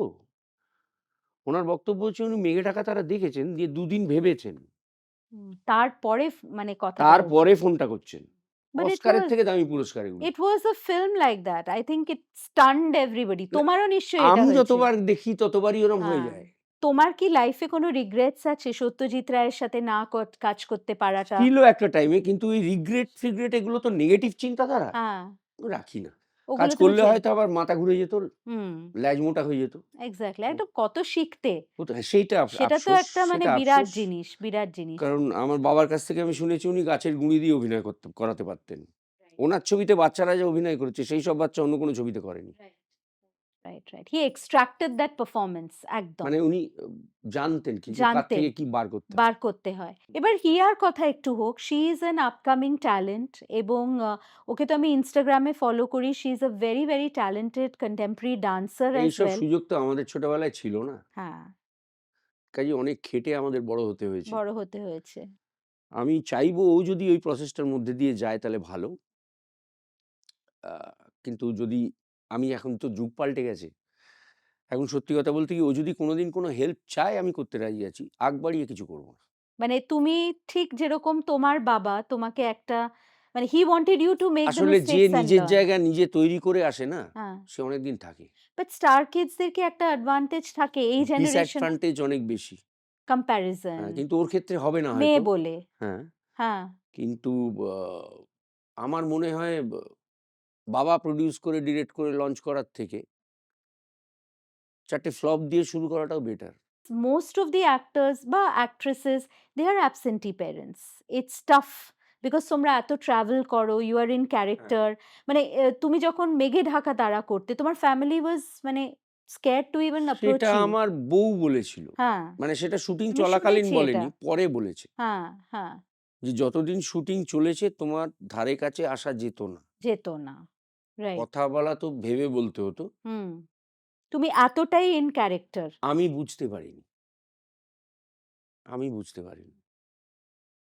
কারণ শুধু শেষ দিন বুঝেছিলাম। মানে ২ টো ঘটনা বলি, এটা মেঘাটার খুব একটা হচ্ছে যে যেদিন ডাবিং শেষ হলো, সেদিন আমি আর কমলেশ্বর বসে আছি, চা না কফি কি দিয়ে গেল, খাইনি আমরা। ০.৫ ঘন্টা ৪৫ মিনিট বসেই আছি চুপ করে। আরেকটা সিন যেটা মেঘে ঢাকা তারার লাস্ট সিন যেটা ছিল, যে ওই বাংলা আমার বাংলাদেশের মাইয়া যে মেয়েটি আসে দরজাটা খোলে, হল থেকে অসুস্থ নীলকণ্ঠমাটি বেঁকতে বেরোয়, দরজাটা দিয়ে বেরোয়, বেরিয়ে আস্তে আস্তে সোজা হয়ে যায়, বাইরে ঝড় হচ্ছে, বিদ্যুৎ চমকাচ্ছে, একদম ইয়াং এর মতো মেয়েটার সঙ্গে হাঁটতে হাঁটতে বাংলাদেশের চলে দিকে গেল। যাচ্ছে। হ্যাঁ, সেখানে ওই আহ্বান শোনো আহ্বান গানটা আসছে। কেউ বিশ্বাস করবে কিনা জানি না, ওই যে ঝড়টা ছিল না ওটা ন্যাচারাল। সত্যি হয়েছিল। আমরা খালি দরজার স্ট্রাকচারটা নিয়ে গিয়েছিলাম। নদীর পাড়ে বসাবো, ২ টো প্রপেলার ছিল। ২ টো প্রপেলার দিয়ে অতটা রেঞ্জে হাওয়া করা যায় না। It happened on its it own. Happened শুধু না, শটে দেখায় যে বিদ্যুৎ চমকাচ্ছে হ্যাঁ, এরকম। হ্যাঁ, হ্যাঁ, হ্যাঁ, হ্যাঁ। ওটাও ন্যাচারাল। ৩ টে শট দিয়েছিল। তারপর হাওয়া-ফাওয়া সব বন্ধ। আমি শ্রমিককে বললাম, "ঋত্বিক ঘটক দিয়ে গেল তোকে। সত্যি তাই। ক্রেডিটটা নিবি তুই, ক্রেডিটটা নিবি তুই, কিন্তু ঘটনাটা অন্য।" Right, right. What kind of a husband are you? Are you এটা তো বেটার বউরা বলতে পারবে। হ্যাঁ, বউরা বলতে পারবে। আমি তো তুমি মনে করি ভালো। ভালো, কোনো তুমি বউ কি মনে টাইম করে? আমি জানি না। টাইম দিতে পারো ফ্যামিলিকে with so many commitments এখন তোমার যা আমার এখন ক্যালেন্ডার যেটা শুনছি। অবস্থা, হ্যাঁ, যেদিন বাড়িতে থাকি সারাদিনই বাড়িতে থাকি, নড়িই না। জাস্ট মানে হ্যাঁ, হোম বডি যাকে বলে। কিন্তু মাঝে মধ্যে একটু বেড়াতে যেতে হয়। তুমি তো ভীষণ গাড়ি চালাতে ভালোবাসো, হ্যাঁ, ঘুরতে গাড়ি চালাতে হয়। ভালোবাসো, হ্যাঁ, আর খেতে ভালোবাসো। হ্যাঁ। সো তুমি নিজেকে ফিট কি করে রাখো? মানে সেটা তো একটা চাহিদা। রাতের দিক থেকে কম খেলে, ঠিক আছে। আচ্ছা, মানে কি ৬টার পর থেকে খাওয়া বন্ধ? ৭:৩০ ৮টা দ্যাটস ইট। মানে খাওয়া বন্ধ তারপর। ওকে। আর ওয়ার্কআউট কি কিছু করতে কিচ্ছু হয়? নয়। আর মাঝে, মাঝে যখন তোমার চেহারাটা চেঞ্জ করে, কখনো ইউ পুট অন ওয়েট, কখনো ইউ লুজ ওয়েট, তখন কি খাওয়াটা একটু বেড়ে গেছে তার মানে? হ্যাঁ, মানে তখন একটু বেশি খেয়ে নিচ্ছ। তুমি রাঁধতে ভালোবাসো? না আমি রাতে জাস্ট খাওয়া। হ্যাঁ, মানে আমাকে নির্ভেজাল খাওয়া। স্পেশালি আরো হয়েছে এই নাইট ম্যানেজার করতে গিয়ে আমাকে অনিল কাপুর আওয়াজ দিয়ে, দিয়ে রোগা করে দিয়েছে। হি ইস সো ফিট। মাই গড! রোজ আওয়াজ দিতেন। কি বলতো? ভাষাটা একটু পুরোটা বলতে পারছি না। হ্যাঁ, "क्या कर रहा है तू? तू शाहरुख को देख, सलमान को देख, सिक्स पैक्स लेके घूम रहा है। হ্যাঁ। तेरे से 2 साल बड़ा है। হুম। That's true. तू फैमिली पैक लेके घूम रहा है। तेरे में पॉसिबिलिटी है, हमको बहुत काम करना है तेरे साथ। হুম, प्लीज लुक आफ्टर योरसेल्फ।" মানে আমি কফি নিয়ে বেরোচ্ছি, উনি জিম থেকে বেরোচ্ছেন। হুম। ঘর থেকে ভোরবেলা। হি ইস আ ফিটনেস ফ্রিক পুরো। अरे! हाँ, सुबह देख रहा हूँ चाय पी रहा है, रात को देख रहा हूँ दारू पी रहा है। क्या कर रहा है तू? जिम में आ। हम नहीं सर, जिम में नहीं जाऊँगा, खाना कंट्रोल कर लूँगा मैं। হুম। তো তুমি জিম করো না? Never worked out. কোনদিন করোনি। তো মাঝে মধ্যে করেছি যখন খুব দরকার ছিল রোগা হওয়ার তাড়াতাড়ি, হুম, তখন বাড়িতেই করতাম যা। বাড়িতেই করতে যাও। ওকে। আর অনিল কাপুরের সঙ্গে আরেকটা আমার খুব মানে ইন্টারেস্টিং অ্যানেকডোট লাগলো। উনি আ মানে তোমার অ্যাক্টিংটা উনি অলওয়েজ মানে মজা করে বলতেন যে, মানে এর তো আমার ৫ টা টেক লাগবে, ও তো এক শটে he will give the perfect না ডেলিভারি। উনি যেটা বেশিরভাগ ক্ষেত্রে করতেন, সেটা হচ্ছে শর্ট হয়ে গেল। ১ম এ তো বলেছিলেন, "बेस्ट रोल तो तेरे को मिला है। ये संदीप ये ठीक नहीं है। হ্যাঁ, best role you have given to him. হ্যাঁ। ठीक है, मैं देख लूँगा।" তো এইসব মজা করে বলতেন। তো একটা করে শট হতো, "अच्छा, मेरे से अच्छा टेक दिया तू। काट दूँगा मैं। बड़ा स्टार हूँ, एडिट में जाऊँगा, काट दूँगा, डोंट वरी।" সুইট। আমি হাসতাম। মানে জানি এটা ইচ্ছে করে করছে, কোনোদিন করবেন না। এবং উনার একটা হ্যাবিট আছে একই শট বারবার, বারবার দেওয়ার। যেটা আমার একদমই নয়। মানে till he gets it right. till he thinks he gets it আচ্ছা। it's right। হ্যাঁ, হ্যাঁ। তো ডিরেক্টর হ্যাঁ বলে দিয়েছে, তারপরেও "एक और करते हैं, चल ना एक और करते हैं।" এখনো এত এনার্জি মানে ভাবা যায়? At his age. এত কিছু অ্যাচিভ করার পরেও এক্সাক্টলি। ৩ দিনের মাথায় বুঝতে পেরেছি আমি ওটা পছন্দ করছি না। ও আমি যখন ফ্লোরে ঢুকলাম হঠাৎ, "संदीप, ये बंगाल टाइगर तो वन टेक एक्टर है। इसको बिठा के रख। पहले हम लोग रिहर्सल करेंगे, उसके बाद उसको बुला। तू बैठ।" আর তোমাকে লাঞ্চেও ডেকেছিল মানে টু ব্রেক দ্য ১ম আইস দিন। সেটাই তো? ১ম দেখা হয়েছে বাড়িতে ডেকেছে। হুম, আমি বলি, "এটা কে করে? কেউ করে না।" হুম। অ্যাবসোলিউটলি। পরে বুঝলাম অন্য কারণে। ব্রেক দ্য আইস ওই ক্যারেক্টারটার 10:30 সাথে। র সময় ডেকে নিয়েছে। হ্যাঁ। ডেকেই আমি বলছি, "एक काम करते हैं, देख तेरा मेरा ज़्यादा केमिस्ट्री ज़्यादा है, दोस्त है ना, थोड़ा सीन करते हैं, चल।" ব্যাস। এইবার সিন বেরোলো, আমি বুঝলাম কেন ডেকেছে। তোমার বন্ধু আছে বোম্বেতে? বন্ধু মানে বোম্বেতে না বন্ধু পাতানোটা খুব রিস্কি। তার কারণ একটাই, আমি বোম্বে গিয়ে কাউকে বলি না যে আমি বোম্বেতে এসেছি। আচ্ছা। কারণ তাদের সন্ধে হয় রাত্রির ১১ টায়। আমার ওটা শুতে যাওয়ার সময়। আমার একবার ফিল্মালয়ের আছে না আমাদের সম্রাট মুখার্জি, মুখার্জি মানে আমাদের শশধর মুখার্জির নাতি, মানে কাজল রানী ওই কাজিন। ফ্যামিলিটা। হ্যাঁ। তো সম্রাট মুখার্জি আছে ফিল্মালয় স্টুডিওটা দেখাশোনা করে, আর অবসর সময়ে ফটোগ্রাফি, ওয়াইল্ড লাইফ ফটোগ্রাফি করে বেড়ায়। তো একবার হয়েছিল। তো আমি বলি, "সম্রাট আমি এসছি।" "ঠিক আছে দাদা, সন্ধ্যেবেলা চলে আসছি। তোমায় তুলে নিয়ে গিয়ে এই ক্লাবে যাবো। ওদের সবথেকে এক্সপেন্সিভ কি ক্লাব আছে। বাবা আসবে আর ওই বোন বলুন শর্মিষ্ঠা না কি নাম? কাজলের আরেক বোন। যাই হোক। বলল, "দিদিও আসছে। আমরা পার্টি করব।" সবাই আমি মিলে। বললাম, "কটায় আসছিস?" 11টা 11:30। পরের দিন আমার শুটিং আছে।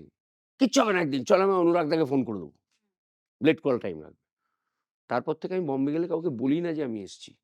আর তুমি মানে এখনো অবধি কোনো বাড়ি-টাড়ি মানে তোমার কোনো বেস নেই বম্বেতে? অনেকেই বলেছেন যে লাস্ট টাইম এই 'ক্রু' এর শুটিং এর সময় ফারাহ খান বললেন আমাকে, "শাশ্বত এক ले लो, रेंट पे ले लो, आसानी होगी।" মুশকিল হচ্ছে মানে মানে ওখানে ১ম কথা খুঁজে পাওয়া একটু পাওয়া। ডিফিকাল্ট। তারপরে রেটস, প্রপার্টি রেটস। তারপরে প্রপার্টি রেটস। মানে আমার এই যে ফ্ল্যাটটা, ওখানকার অনেক বড় স্টার তাদেরই এটা নেই। অ্যাফোর্ড করতে পারবে না, কিনতে পারবে না। ভাড়া দিয়ে থাকতে পারে হয়তো। তুমি কি আস্তে, আস্তে ওখানে ভাবছো মানে ইউ আর না ডুইং মোর শিফট করব থিংস না। দেয়ার, শিফট করবে না? দিস ইস ইউর বম্বের লাইফটা আমার নয়। তোমার নতুন কাজের কথা বলো। নতুন বছরে নতুন মানে কি জায়গায় কি প্রজেক্টস এ আমরা তোমাকে মানে সেভার করতে পারবো তোমার আমি জানি পারফরম্যান্সটা? না, কথা হয়েছে ২ টো বাংলা ছবির এখন। হুম। তো সেইটা নিয়ে এক্ষুনি কিছু বলছি না যতক্ষণ না, তবে একটা ছবি করতে যাচ্ছি সামনের বছরের শুরুতে, সেটা হচ্ছে বিবেক অগ্নিহোত্রীর 'ডেলি ফাইলস'। আচ্ছা। আর 'খাকি' যেটা কলকাতা চ্যাপ্টার হ্যাঁ, সেটা সেটা তো তো করলাম। ইন্টারেস্টিং ভীষণ। সেটা বম্বেতে আর কলকাতায় দুটো জায়গাতেই শুটিং হয়েছে। That's interesting.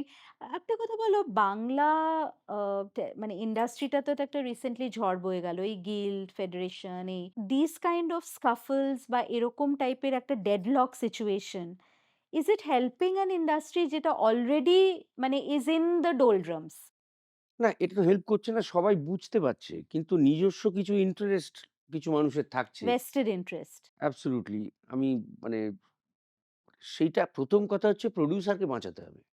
যে টাকা দেবে, তাকেই যদি তুমি শেষ করে দিতে চাও, তাহলে ইন্ডাস্ট্রি শেষ হয়ে যাবে। কিন্তু এটা কটা লোকে বুঝবে? মানে অনেকেই বুঝছে, অনেকেই কিছু লোক বুঝছে, বুঝতে চাইছে না। চাইছে না। সেটাই হলো ব্যাপার। কিন্তু তোমার আ মানে তুমি বাংলা ফিল্ম ইন্ডাস্ট্রির জন্যে কি দেখতে চাও? কিরকম future a do you imagine for এখন দিস? তো দেখছি কিছু ছবি আবার চলতে শুরু করেছে। হ্যাঁ, এই ট্রেন্ডটা তোমার যদি আর আমরা অপরাজিতার মুভিটা what a big hit. Absolutely Bahurupi last, হ্যাঁ, বহুরূপী। মানে টনিক দিয়ে শুরু হয়েছিল। হ্যাঁ, হ্যাঁ। প্রজাপতি। প্রজাপতি। এখন একটু মানে ভালো জায়গায় আছে। মানে বাংলা ছবির হলে ম্যাচিউরড। দর্শক আবার হলে ফিরছেন। ভানুর এই মুভিটা। ভানু তো ছেড়ে দাও। ভানু হ্যাঁ, ফেটে গেছে। মানে এটা তো ওই এই ফেটে গেছে। বয়সের মানুষদের আসতে দেখছি সেটা এটা একটা আ বিরাট মানে এটা ভাবা যাচ্ছে না। মানে কোলের অ্যাবসোলিউটলি। বাচ্চা থেকে আরম্ভ করে আমায় বলছে আবার এদের কিন্তু ১ম ছবি। এ ক্লাস 2 এ ক্লাস 4। মাল্টি জেনারেশনাল অডিয়েন্স একদম। যেটা তুমি অ্যাট্রাক্ট করছো এবং ভানু তোমার বন্দ্যোপাধ্যায় তাদের মধ্যে ঢুকে গেলেন। তাদের মধ্যে ঢুকে গেলে। এবার তাদের একটা কিউরিওসিটি হবে যে উনি কে ছিলেন? উনার অ্যাবসোলিউটলি। যদি মুভিজ দেখি। কিউরিওসিটি হয় ভালো, তারা যদি ভানু হয়। বন্দ্যোপাধ্যায়ের ছবি দেখবেন। Absolutely and that's such a lesson মানে he was such a great actor. তোমার বাবার একটা রিচুয়াল ছিল যে উত্তম কুমার এর জন্মদিনে উনি সাদা পদ্ম নিয়ে আসতেন এবং a glass of Scotch, hmm, hmm, a peg of hmm. Scotch যেটা বলে। সেটা কি তুমি কন্টিনিউ করেছো? সাদা পদ্মটা কন্টিনিউ হয় না, হ্যাঁ। মালাটা কন্টিনিউ হয়। আচ্ছা, okay. And what about the peg of হ্যাঁ, হ্যাঁ, স্কচ? হ্যাঁ। ওটা ওটা কন্টিনিউ? ওনার দোহাই দিয়ে একটা এক্সট্রা খাওয়া হয়। এই তো আমার নিজের জন্যই করি। আর তারপরে কি অনিল কাপুরের কথাটা মনে পড়ে যে, "দাদা" একদম মনে করার চেষ্টাই করি না। তো আমরা কি তোমাকে এখানে কম আস্তে, আস্তে কমে যাচ্ছে দেখা তোমাকে? না, আমাকে বিকজ নিয়ে ভাবলেই আর কমছে না। এই তো ভানু ভাবলো, তার আগে এটা আমাদের গল্প। হুম, হুম। যারা ভাববে ঠিক করে তাদের সঙ্গে আছি। I really salute you for being able to stick with this kind of lifestyle. দেখো আজকাল স্টারদের থেকে বেশি তাদের লাইফস্টাইলের একটা আড়ম্বর। মানে তাদের সেক্রেটারি, তাদের ম্যানেজার, তাদের না, স্টাইলিস্ট। মানে দরকার তোমার হয় না। মানে স্টাইলিস্ট আর এইসব তোমার দরকার নেই। হয় না, না। And you were one of the few I think who was না, even সত্যি কথা বলতে কি, আমার তো মানে আমাকে দেখতে কেউ হলে যায় না। আমার তৈরি চরিত্রগুলো দেখতে যায়। কাজে আমায় কিরম দেখতে লাগছে সেটা কিছু অংশে ম্যাটার করে। আর কাজ দিয়ে বড় ছোট হওয়া যেতে পারে। এই গ্ল্যামার দিয়ে নয়। ৪ টে লোক ঘিরে আছে সারাক্ষণ। কেন? আমার প্রাইভেসি বলে কিছু নেই? are you a private person? Absolutely. মানে তুমি তোমার নিজের আমাকে যখন তখন ফোন করলে তো পাবে না। হ্যাঁ, সেটা তো আমি জানি। ফিল্মফেয়ারও জানে। ল্যান্ডলাইনে ফোন করিয়েছিলাম। কিন্তু তুমি যখন বলো যে, "শ্রীময়ী তুমি আমাকে 17th বা 18th 4:00 এ ফোন করবে।" তুমিই ফোনটা ধরো। হ্যাঁ, মানে this is amazing! I can't wrap my head around it. মানে তোমার মনে কি করে থাকে যে এ আমাকে এই দিনে ফোন করবে? এই দিনে ফোন করবে জানি, ফোনটা সঙ্গে রাখি। আচ্ছা। ফোনটা তোমার সাথে, সাথে হ্যাঁ, থাকে। হ্যাঁ। But I think there's so much to learn from him on how to be a very grounded, simple, bindas human being. যে নিজের ক্রাফটে পুরো মানে একদম জমকে বেঙ্গল টাইগার কিন্তু otherwise in his life he is cut off.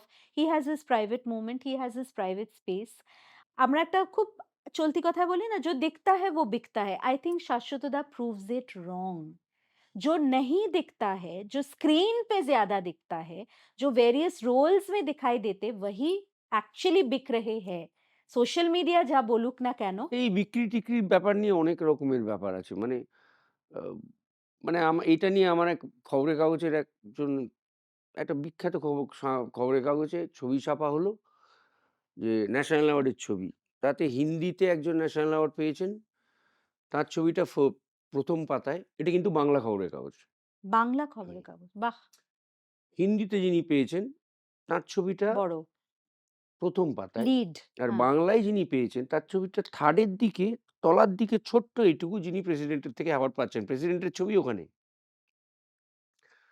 তো একটি পার্টিতে সেই পত্রিকারই একটি পার্টিতে আমাকে ডাকলেন। এই তো আমরা বাঙালির কথা এইসব বলি-টলি। আমি বললাম, "তাহলে এইটা কেন হলো স্যার? বললে? হুম, হুম, এইটা কেন হলো?" তখন বলল যে, "দেখো এটা তো what sells." ওইটাই তো। আমি তখন বললাম, "সেক্স সেলস। বেচুন। যা বিক্রি হবে সেটা বিক্রি করব কেন? দম থাকলে আমার জিনিসটা আমি কেনাবো লোককে দিয়ে। তবে এক্সাক্টলি। না তুমি বড়। হুম। যা এমনি বিক্রি হয় সেটা আমি বিক্রি করছি। তোমার ক্রেডিট কোথায়?" কি বললেন এটা শুনে? কিছু বলেনি। Silence. Have you also drawn a lot of rivals in the industry because people are jealous of another's success? এটাই সমাজ আজকাল। সেটা তো তারা বলতে পারবে। আমি ওইভাবে ভাবিই না। কারণ ওটা নেগেটিভ থট। আমি নেগেটিভিটি কেন ঢোকাবো আমার ভেতর? ওটা আমার চেহারায় রিফ্লেক্ট করবে। That's true. আর তোমাকে তো সবাই মানে they have given you the title of the most cooperative, the most involved co-star সবাই এটা বলে। Every person has said this যে তোমার against এ অ্যাক্ট করেছে যে ও এতটাই আমাদের সাথে থাকে যে আমাদেরও এক্সপেরিয়েন্স, আমাদের performance it comes out naturally because he is there. He is as involved. না সেটা তো অনেক ক্ষেত্রে নিজের স্বার্থের জন্য। মানে একা অভিনয়ে বা হ্যাঁ, কোনো it's সিন একার collaborative. এটা তো হয় কাজ না, নয়। হয় না, একদমই হয় না। আগেকার দিনে একটা মেন্টালিটি ছিল। অনেকেই আমায় বলেছে, "তুমি এই সিনে তো আমি তোমায় খেয়ে নেবো।" বলেছে এটা? হ্যাঁ। মানে বিগার হিরো। না, না বিগার হিরো না। সে সিনিয়র লোক। তাকে আচ্ছা।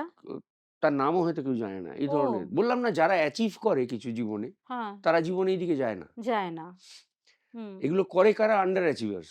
Right, right. ফলস প্রাইড যেটা বলে, হ্যাঁ, ফলস যে ইগো। আমি এটা করে একটু হুম, ইম্পোর্টেন্ট মনে হলো হুম, নিজেকে। হুম। তো ওই বেশিরভাগ ক্ষেত্রে তারা থাকে না। রাইট। খান না। কিন্তু কথা হচ্ছে যে এই খেয়েতে যদি সিনটা খারাপ হয় তাহলে আপনাকেও মনে রাখবে না কেউ, আমাকেও কেউই মনে মনে রাখবে রাখবে না। না, কেউই মনে রাখবে না। হিয়াকে কি বলতে চাও as she is on the threshold of a career in entertainment? What are the lessons or what are the মানে বেদবাক্য করে তুমি কি গ্রাউন্ডেড বলছো? থাকতে এবং যে কাজটা করতে চায় সেটা সিরিয়াসলি পারসিউ করতে। হুম। হাল না ছাড়তে। মানে এই ইন্ডাস্ট্রিটা এমন একটা জায়গা যেখানে ঢুকেই সাকসেস পাওয়াটা বাঞ্ছনীয় নয়। খুব বেশিরভাগ ক্ষেত্রে দেখা যায় যারা ঢুকেই সাকসেস পেয়েছে ২-৩ টে ছবির পর তাদের আর খুঁজে পাওয়া যায়নি। সাস্টেইন করতে হবে নিজেকে। সাস্টেইন করতে হবে। যে মুহূর্তে একটা সাকসেস পাবে তার এক্সপেকটেশন বেড়ে যায় মানুষের কাছে। সেটার থেকে অন্যরকম এবং বেটার কিছু দিতে হবে।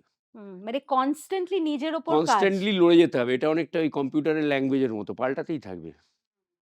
আই থিংক সময় পাল্টায়, আ সিনেমার ধরন-ধারণ পাল্টাচ্ছে, ওটিটি এসে গেছে। আজকে কলকাতায় বসে শাশ্বতদা লিটারালি মানে এটা আমি খুব প্রাউডলি বলি as a woman from this state যে এতদিন পরে আবার ফেরত এসে কলকাতায় যে শাশ্বতদা ইজ রিয়েলি মানে কলকাতায় বসে he is doing literally Raj over the মানে এতগুলো ইন্ডাস্ট্রির ওপর মানে imagine a Telugu film of the মানে স্টেচার অফ কালকি কামিং টু শাশ্বতদা ওরকম একটা রোল যেখানে তেলেগু বলতে হবে অ্যাজ হি ইজ সেইং যে কেন তোমরা একটা তেলেগু স্টারকেই নিলে না ওটার কি সিকুয়েল হচ্ছে কালকির? হওয়ার তো কথা। কারণ আগেরটাতে তো আমি মেইন ভিলেন হ্যাঁ ছিলাম। তুমি মেন ভিলেন ছিলে। ওই যে লাস্টে হ্যাঁ আমি দুফোঁটা খেয়ে দেখেছি। কমল হাসান ফুলে ফেঁপে ফুলে উঠলেন। ফেঁপে উঠলে এবার হ্যাঁ। উনি মেইন ভিলেন। আচ্ছা সো তুমি কি সিকুয়েলে আর ইউ আমাকে তো দেয়ার? মেরেই দিয়েছে। আচ্ছা সো নো I মানে don't know। আচ্ছা সেটা এখনো তোমার কাছে আসেনি। But we hope that even if it's মানে flashback or something we get to see আবার তেলেগু বলতে হবে, না আবার দরকার নেই। আর ওই জামাটা পরা উফ! ওটা তো মানে আরো মানে একটা ইয়ে। I think the most lovable villain, I think the most memorable villain of our times and I think Bangla একটা খুব মিষ্টি শব্দ আছে মাটির মানুষ। শাশ্বত দাদা থ্যাংক ইউ। তোমার you have a bad throat and you're resting today I but know। thank you for this wonderful interview. You really teach us that there is no bigger achievement than sticking to one's talent. মানে talent talks. Thank you for making so many Bengalis and Indians proud. Thank you so much। Thank you for being on Straight Up with Shree. Thanks. আপনাদের যদি এই এপিসোডটা যেটা আমার হৃদয়ের খুব কাছে খুব পাপড় বেলে শাশ্বত চট্টোপাধ্যায়কে আমি পেয়েছি ল্যান্ডলাইনে অনেকবার ফোন করে সেটা আমি বারবার বলবো it was a unique and memorable interaction. যদি এই চ্যানেলটা ভালো লাগে প্লিজ সাবস্ক্রাইব করবেন জাস্ট টেকস আ মিনিট কিন্তু it gives us a lot of encouragement.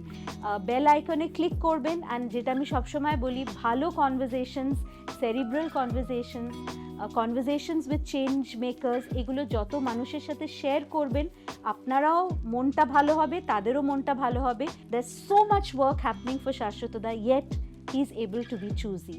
I think Thank you। a balanced is the mark of a true artist. On that note, until the next episode, thank you.